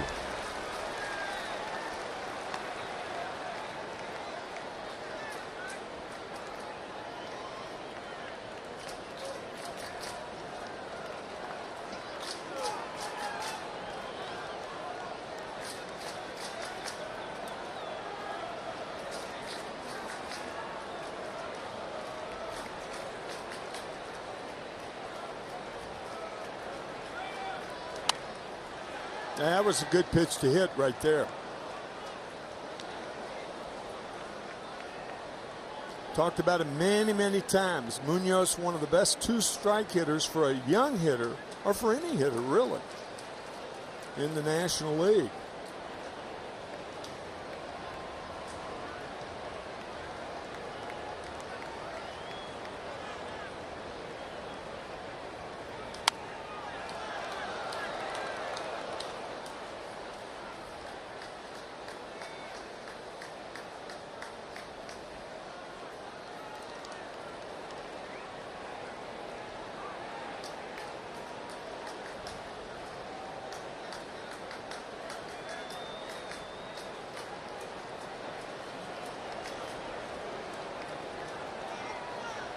Three-two pitch, and he walked him.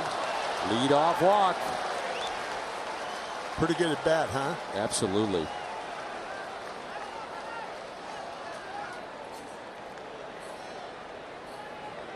Fan of Yadier Molina is on the cover of the Cardinals yearbook. One-of-a-kind tribute to Yadier Molina. Get it at Busch Stadium, local retailers, cardinals.com/yearbook. Leadoff walk last inning, and that resulted in a 2-run homer by Marcell Ozuna. Just a thought. Left-handed pitcher falling toward third. Rizzo with the bad ankle. Pushing a bunt would not be a bad play toward first base. That's a good point. Cishek getting loose in the pen for Chicago.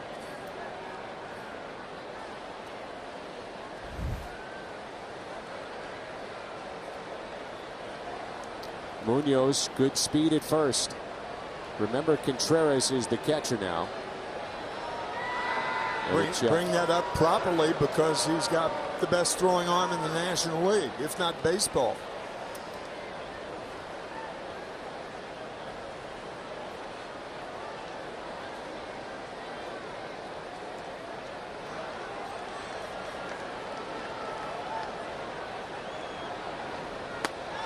And that's a ball. The fans a bit restless here at Wrigley Field.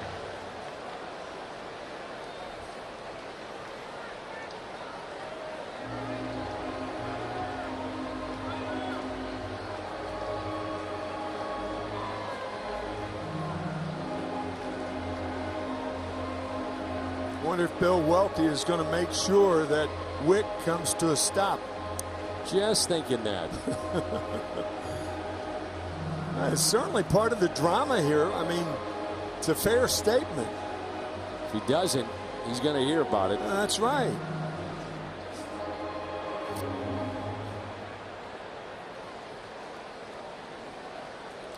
Cubs have one mound visit remaining if you're keeping score at home.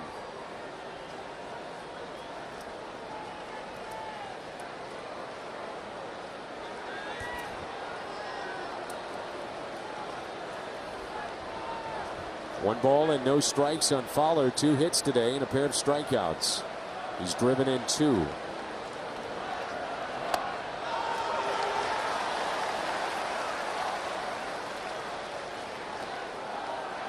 He did not like back in the first inning. Remember, he was called out on strikes. A ball that was borderline, so he's had issues with Lance Barrett, home plate umpire.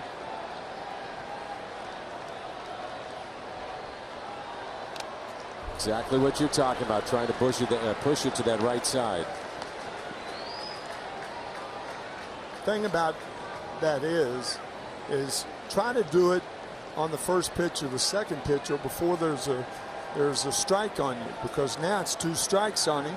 He's at a disadvantage with the count 1 ball, 2 strikes.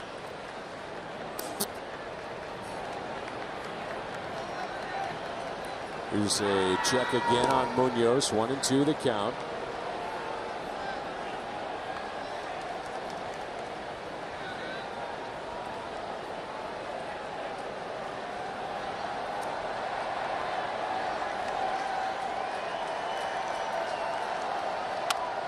Slowly hit. And the out. I'm going to say that he was out of the baseline. Good base running by Munoz. He did what he could to divert the throw, I think. You get about 3 feet left or right, and tag was there anyway.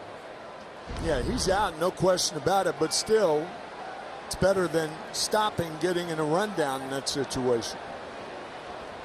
He did what he could. There's Tommy Edman, 2 hits today with a triple and a single.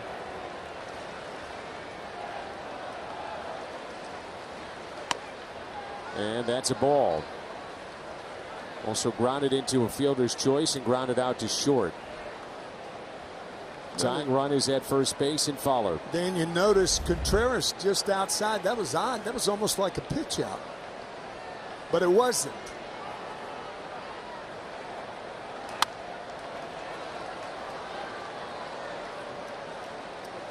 One and one the count. Goldschmidt on deck. We've talked about Edman coming up in June. It takes some time to find out whether a hitter's a fastball hitter or breaking ball hitter or what have you. But it appears that Edman a better breaking ball hitter in our view than fastball. Foul back again.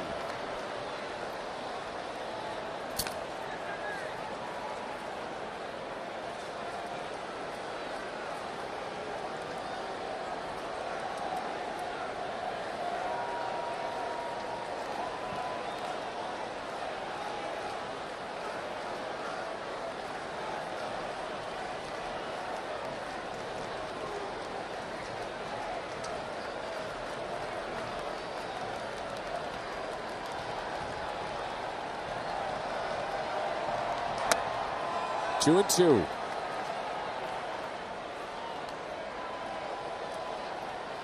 Got to figure that Cishek, who's been up and hot and ready for the second time, would face Goldschmidt, who's on deck. And Ozuna.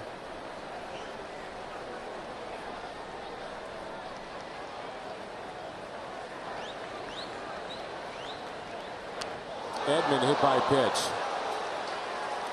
And that one could have hit Bone.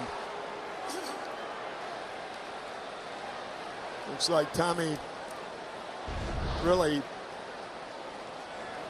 hit on the shin, was it? Nope. Fat part. Good part when you hit. Even Wick looked into the dugout as if to say, okay, am I staying in? He is. So again, the lefty will face Goldschmidt. Boy, it's where your emphasis is exactly right.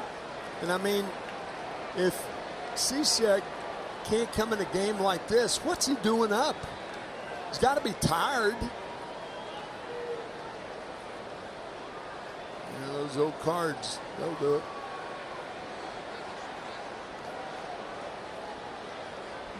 He's going to roll the dice here. Makes no sense. What's he doing up? He's not in. Brought in Underwood to face Goldschmidt. The bases loaded, one out. Back in the fourth, he got a double play, the right-hander. And now Goldschmidt, chance to do some damage. First pitch drops in for a strike. He's driven in 2 today. He's up to 91 runs batted in. He's never seen this lefty. It is curious. Sure is.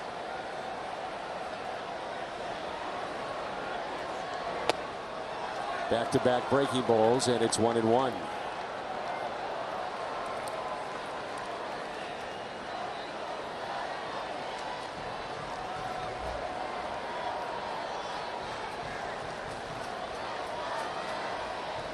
Inning started with a walk.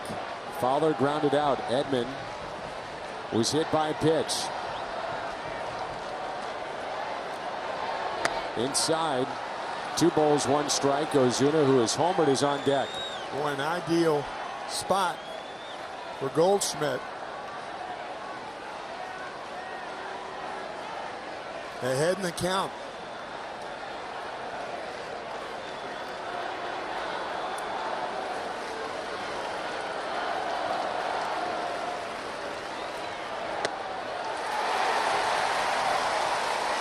Through a breaking ball. That's a good pitch by Witt. Good call by Contreras.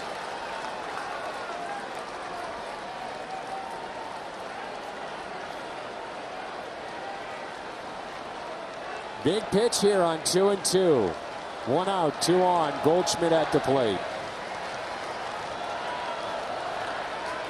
Spoiled.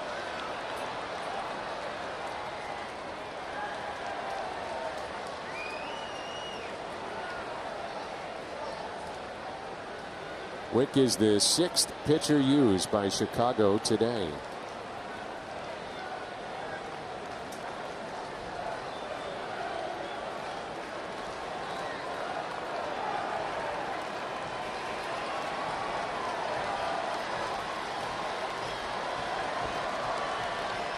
Two instead of check on the runners.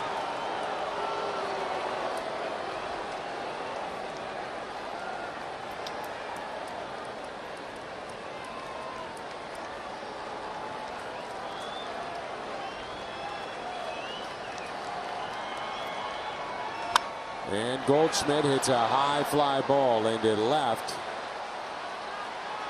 Carries Schwarber all the way to the track, and Fowler will tag up from second to third. I didn't think Schwarber would go to second base. I thought he'd go to third. But good play by Fowler. Take the extra base. A lot of balls could squirt loose from Contreras. Well, if he's not going to his righty, this tells you he doesn't have a lot of faith in his right-handed side No, of the bullpen. why wouldn't you? I mean, Marcell Ozuna, a home run his last at bat to break, and 0 for 18 spin. Nissan drive of the game. So he stays with Wick to face Marcell Ozuna, who's also walked in this ball game. Runners at first and third.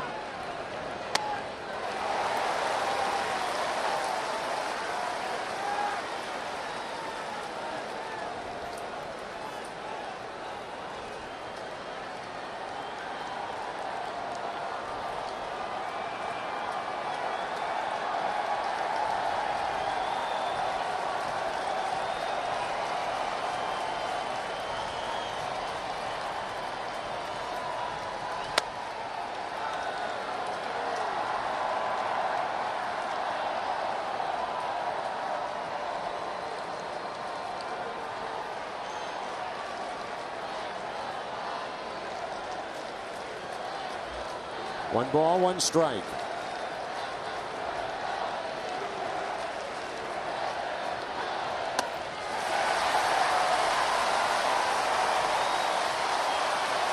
Here come the fans.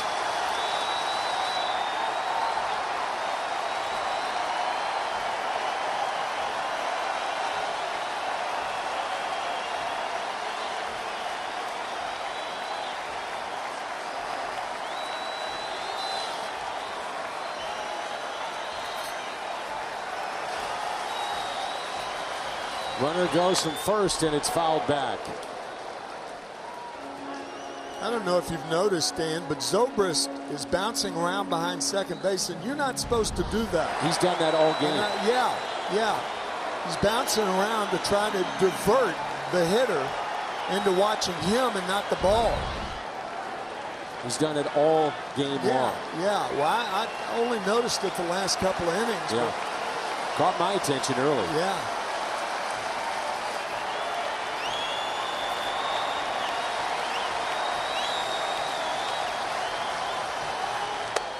Two and two.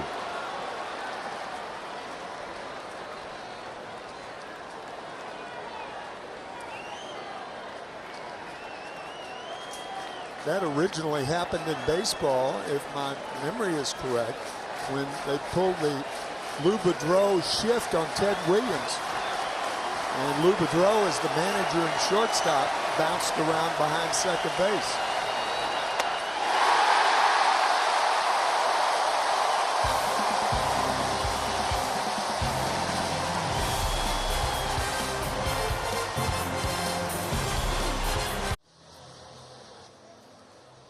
Cardinals baseball is brought to you by Budweiser. Wherever legendary MLB moments happen, Budweiser will be there. And by Ford, the official car and truck of the St. Louis Cardinals. 8-7 Cubs and a wild one here at Wrigley. That's redundant, isn't it, Dan? Yeah.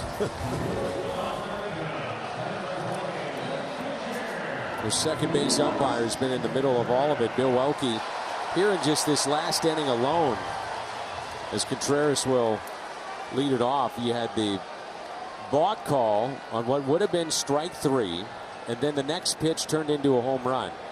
He also called Munoz out of the baseline. Now, to his credit, he made the call immediately, even though the glove of Zobrist did tag the runner. The ball was never in his glove. The ball was in his throwing hand. He had to call him out for getting out the baseline, I would imagine. He did. He said it. He called it immediately, but you're given 3 feet on either side, and I'm not so sure that he was out of that rule. So there you go. And now Contreras not happy with the first pitch with the home plate umpire. Watch this. That's called a strike.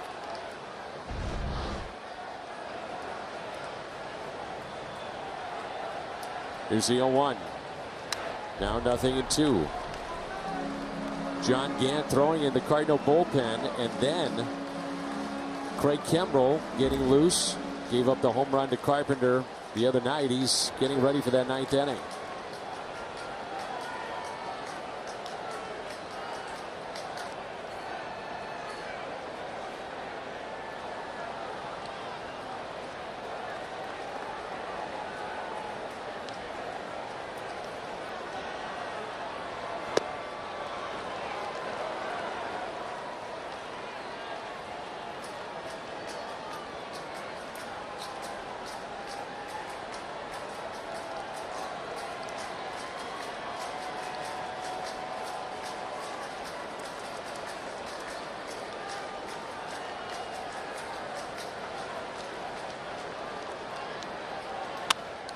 Hit to third, Munoz.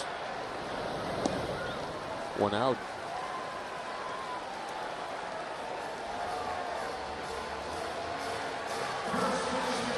Anthony Rizzo.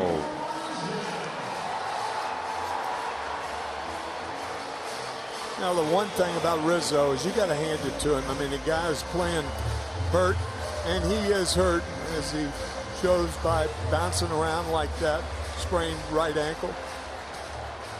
3 for 4, double 2 singles.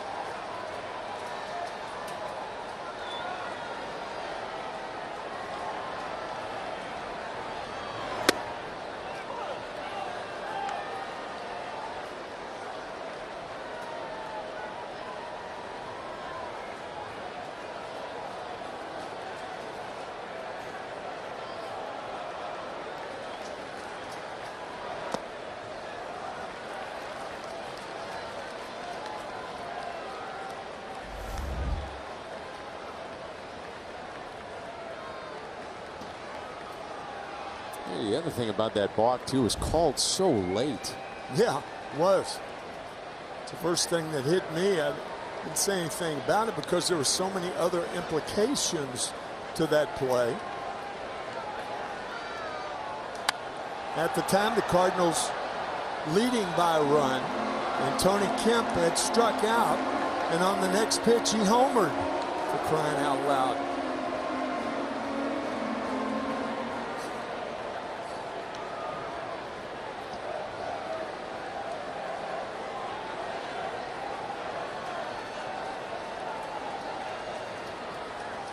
Adding to it, the balk itself pushed Zobrist to third base. Yeah.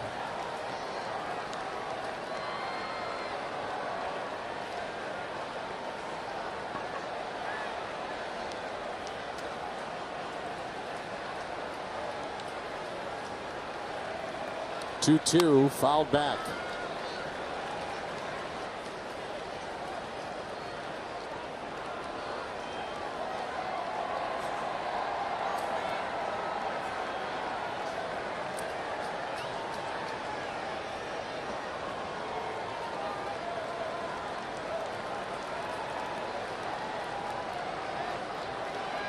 The next two, Rizzo taken for a ball outside. Castellanos, the man on deck.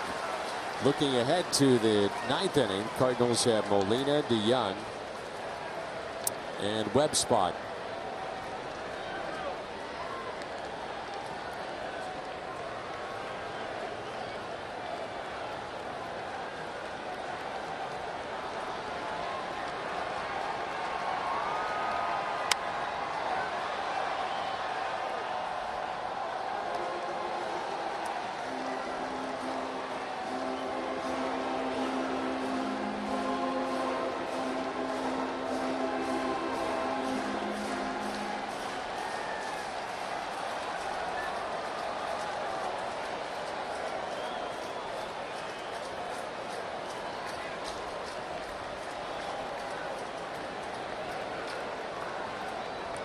Three-two pitch, and he struck him out. Good work here by Tyler Webb. This copyrighted telecast is presented by the authority of the Cardinals. It may not be reproduced or retransmitted in any form, and the content descriptions of this game may not be disseminated without the express written consent of the St. Louis Cardinals. John Gamble come on and try to get the final out here in the bottom of the eighth.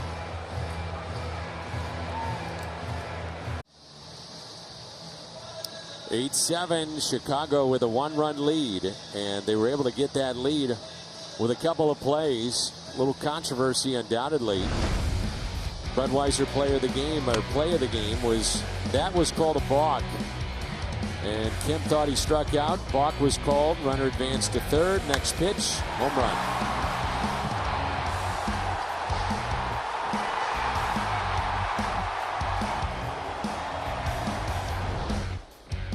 Budweiser play of the game. Castellanos, the batter. Gant, the pitcher.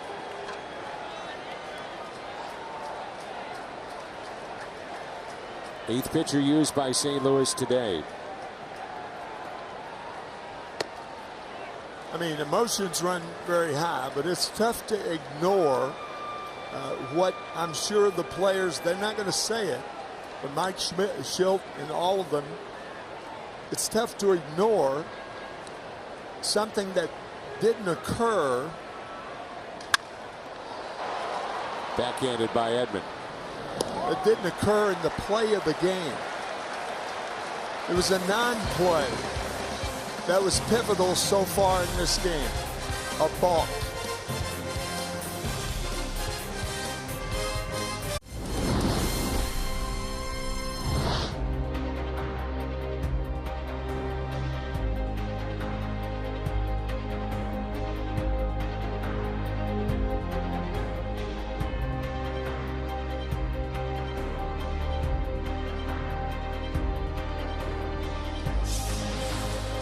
Back and forth all afternoon, 8-7. Now Craig Kimbrell allowed the home run to Carpenter in game 1 of this series. Chevy called to the pen.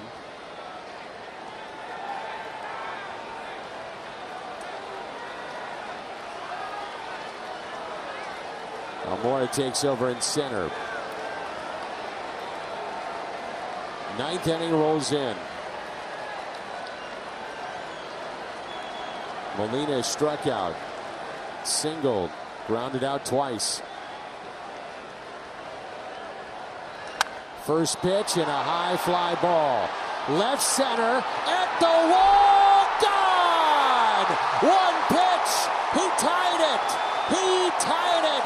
Solo home run, Molina!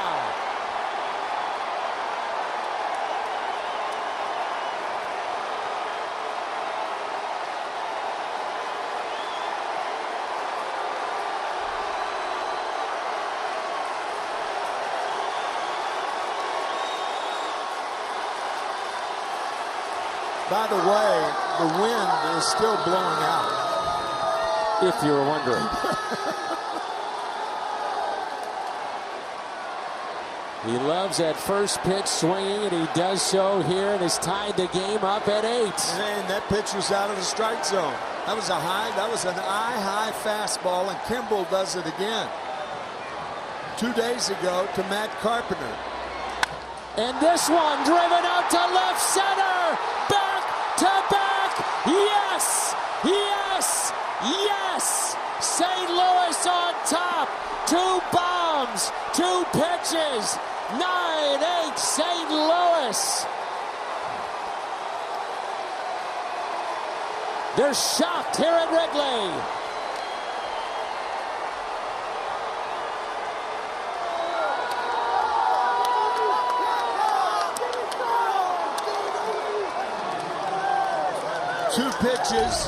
Two pitches, 1 home run.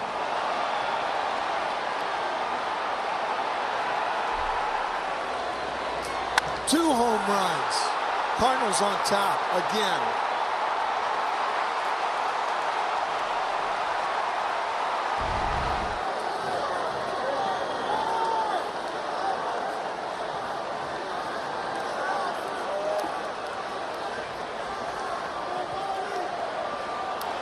Now Wieters, of all guys, has a chance to hit against a right-hander.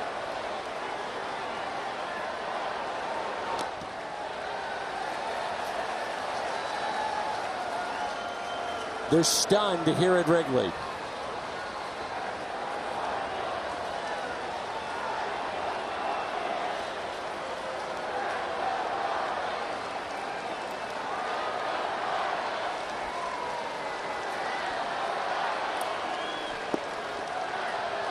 Two and 0.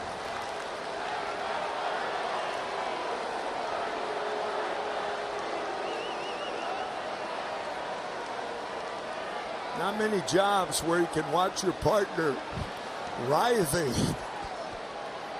appropriately when a ball was hit. That was worth it. I'll never forget that shot, partner. Great.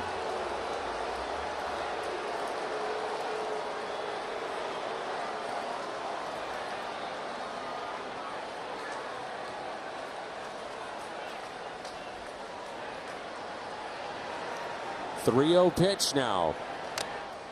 They turned him loose. Why not? Wind blowing out. Go for 3 in a row.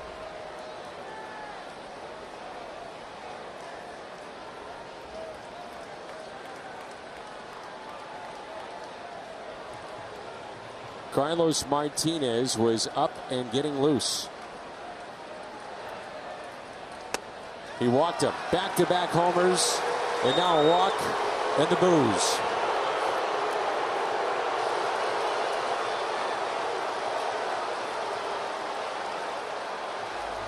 No pinch run for Wieters in this spot, clearly. Randy Arozarena, the pinch runner. Pitching coach out, and really, what do you say? Guy signs a 3-year contract with the Chicago Cubs, gives up a game-winning home run 2 nights ago, a game tying and a game, I don't know what you'd call potential winning. The potential winning home run in the 9th inning again. And what can you say if you're a pitching coach? I mean,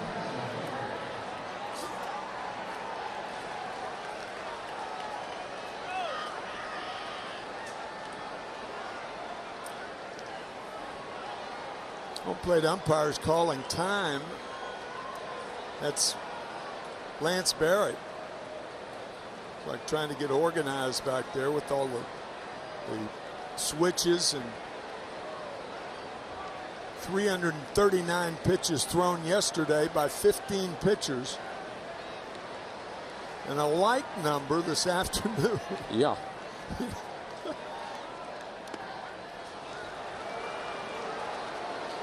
I mean, going to a sweeping breaking ball, that's not his style. Nope.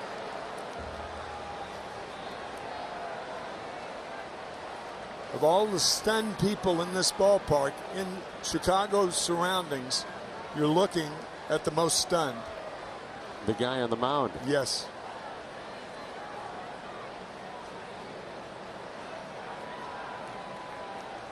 The 1-0 pitch.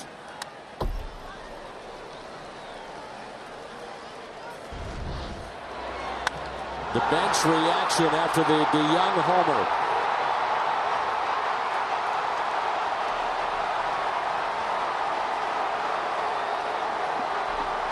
Hey, the game allows older guys to be children. It's wonderful.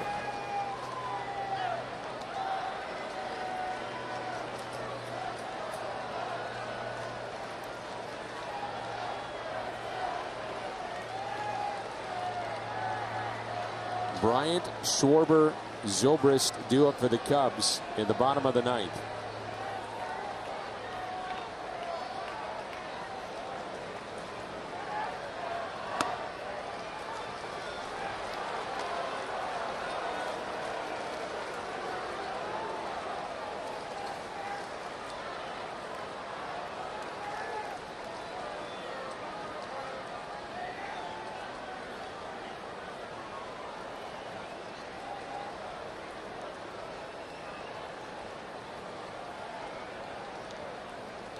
The 2-1.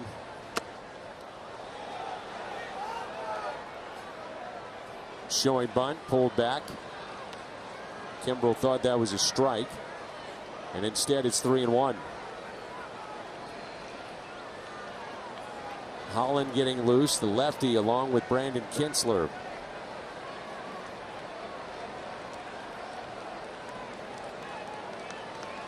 Munoz on deck.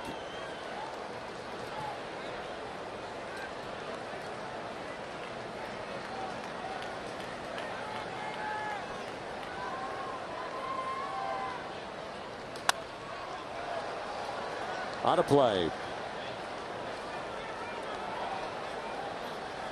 And normally I think you'd send a guy like Arozarena. Keep in mind there's nobody out. The Cardinals have taken a lead. They're looking to extend that lead, obviously. And Arozarena can really run.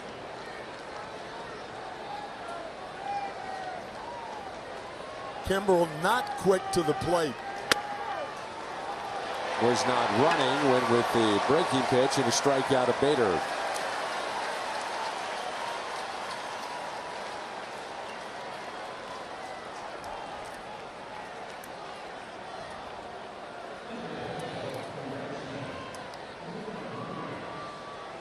That you've seen Kimbrel rely on a 3-2 breaking ball to Harrison Bader.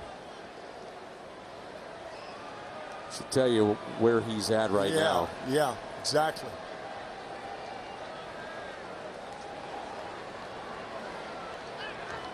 Rosarena initially slipped, but back in safely.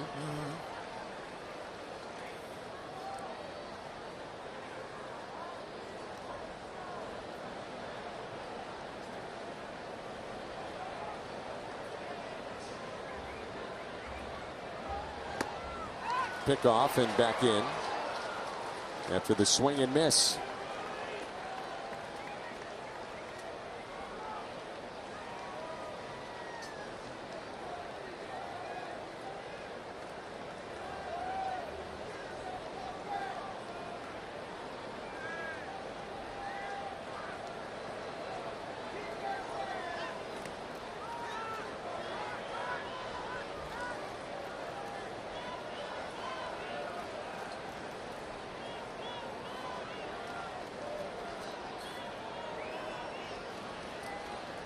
No balls and one strike.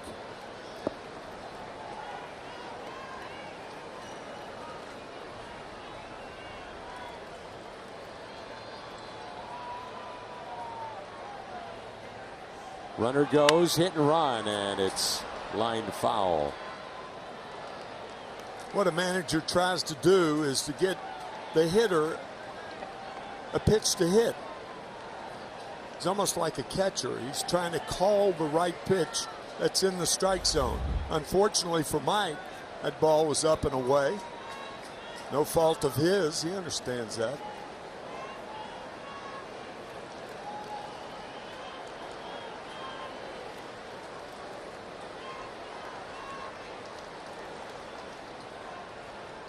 Runner goes again, and the throw down to second. Quick tag and the out.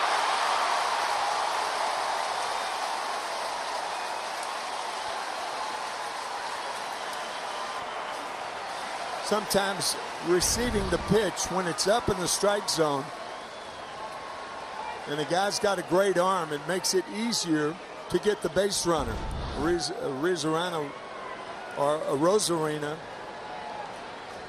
out with the head first tag.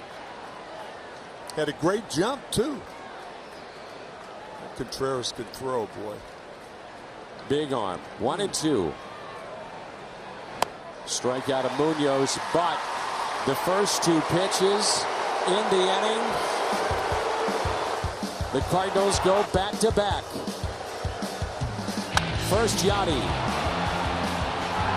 and then Paul DeYoung with home run number 28 right after that. What a wild one here at Wrigley.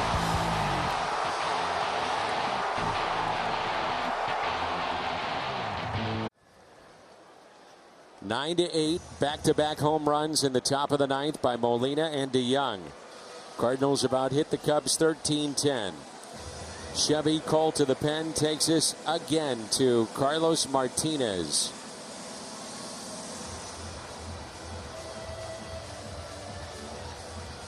Another save in yesterday's game. The guy who made the last out, Ben Zobrist, probably the most effective hitter for the Cubs against Martinez. But if Carlos is making his pitches, doesn't matter. He's one of those guys that if he's lights out, one of the more effective right-handed pitchers in the game. So Martinez starts things off with Chris Bryant, who has walked in, scored, and also struck out 3 times.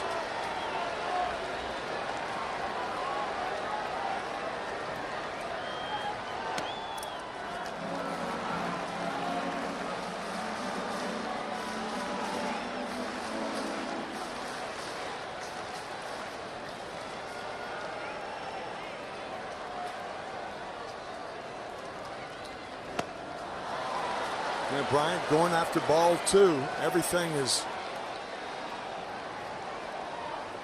so zeroed in on perfection here. That ball out of the strike zone. Good changeup from Martinez. And the 1-1 pitch. 1-2.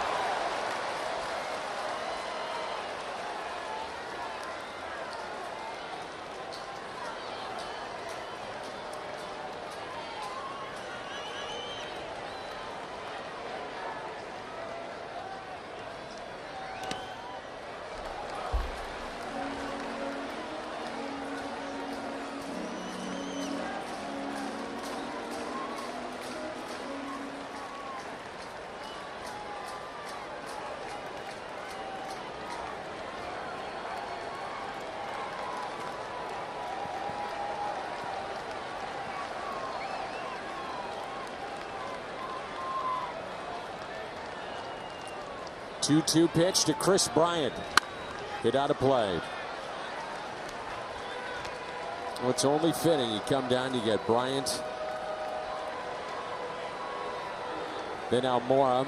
His spot is due up, and Zobrist before it's all said and done. The point being 3, 4, and 5. Meat of the order.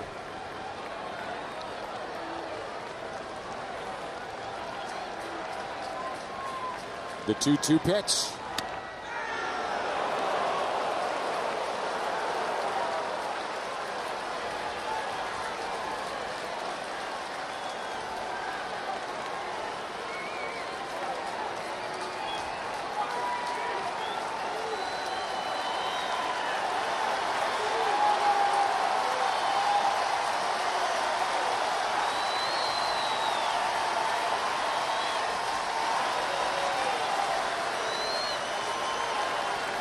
Three-two. He struck him out. No, Yachty couldn't hold on. Would have been a huge strikeout to start this 9th inning. Molina almost had it. Slider on the outside. Oh. He catches that 8 out of 10 times, but not then.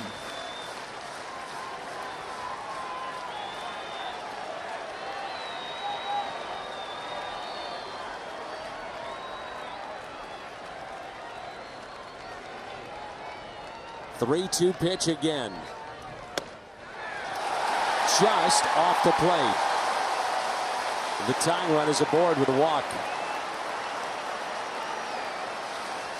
Second time that Bryant has drawn a walk today. Robel Garcia will be the pinch hitter. Over the years, there would be only one play here, and that would be a bunt to sacrificing the second. But you got Mike Maddox out to talk to Carlos Martinez. And the one thing you want to do when they're bunting to tie, you always get one out. Don't even try to go to second base. Don't get cute. Get one out if they try to bunt.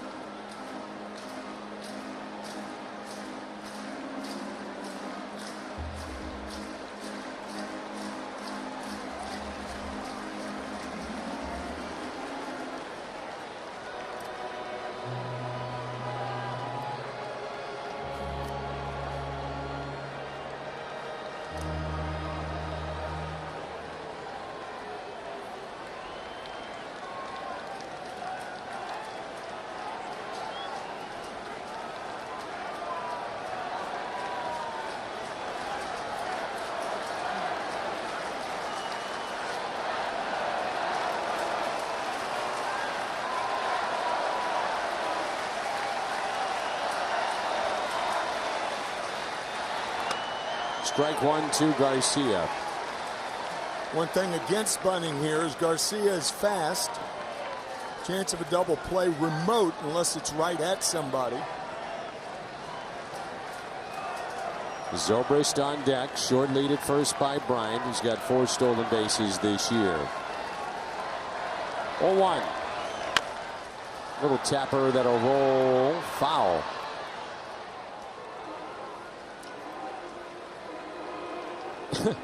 Martinez running all the way over to Mike Schilt. I guess that would be called a dugout visit. He leaned right in. Skip, you got anything? Go get him. All right.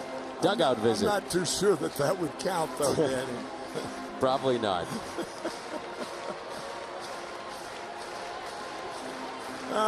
It's beautiful. Well, he wasn't bunting, so now with 2 strikes, he's swinging away. Yeah.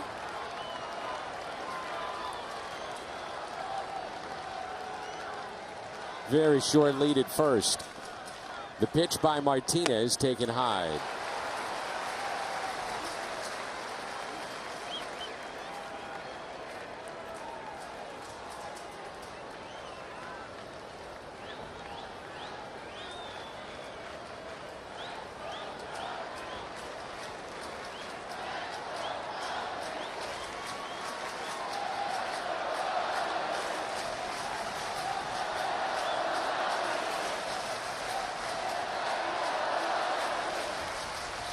He struck him out, and that is the first out here in the bottom of the 9th.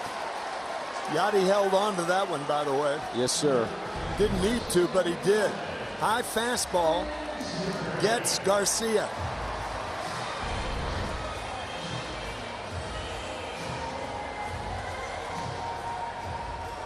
You got an excellent base runner on base. That's Chris Bryant, one of the best base runners, first to third in the major leagues.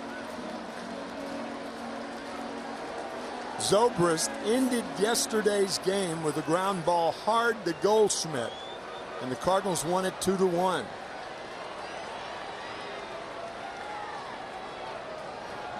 And Zobrist sends a fly ball. Right center. Fowler there with the catch. 2 away.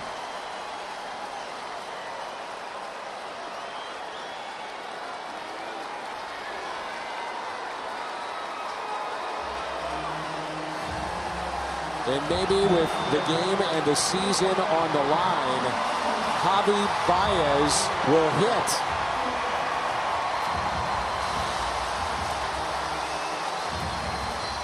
You know, the situation, the way I see it, pound him inside. Left thumb, the issue. Pound him inside. Not inside off the plate, just pound him inside. Go to his weakness. And his weakness is a broken thumb in his left hand. Who's getting whom?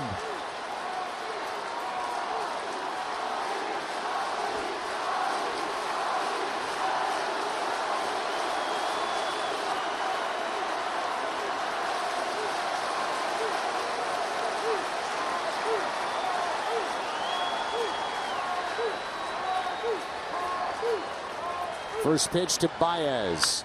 Fouled back. Immediately takes the left hand off the bat. Yeah, you got to go on the theory that if he were good enough to play or injury-free to play, he would have started the game, not pinch hit. The way he swung the bat, it was really top hand too, top hand heavy. Yeah, yeah.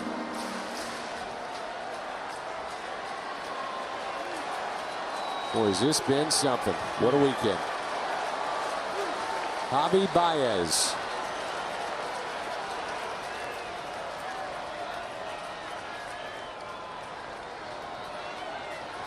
The 0-1. Now 0-2. 1 strike away from making it 3 wins in a row over Chicago and looking for a sweep tomorrow. That was a backup slider that stayed up on Baez. He saw the break, thought it would be outside, swung at it anyway. 0-2 the count.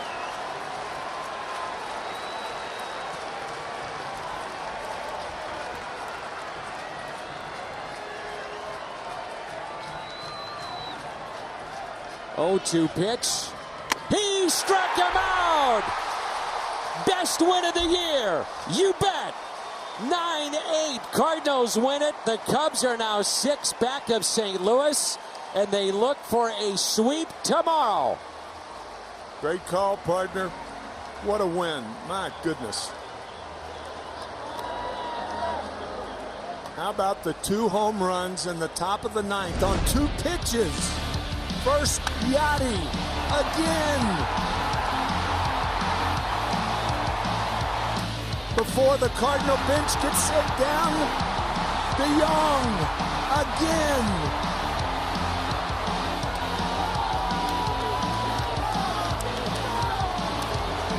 The updated standings, the Cardinals 3.5 as we speak in front of Milwaukee. A fired up Yachty and this Cardinals team. They have come in, taken the first 3 of the series, and with that, Chicago 6 games out. Post-game show comes your way next.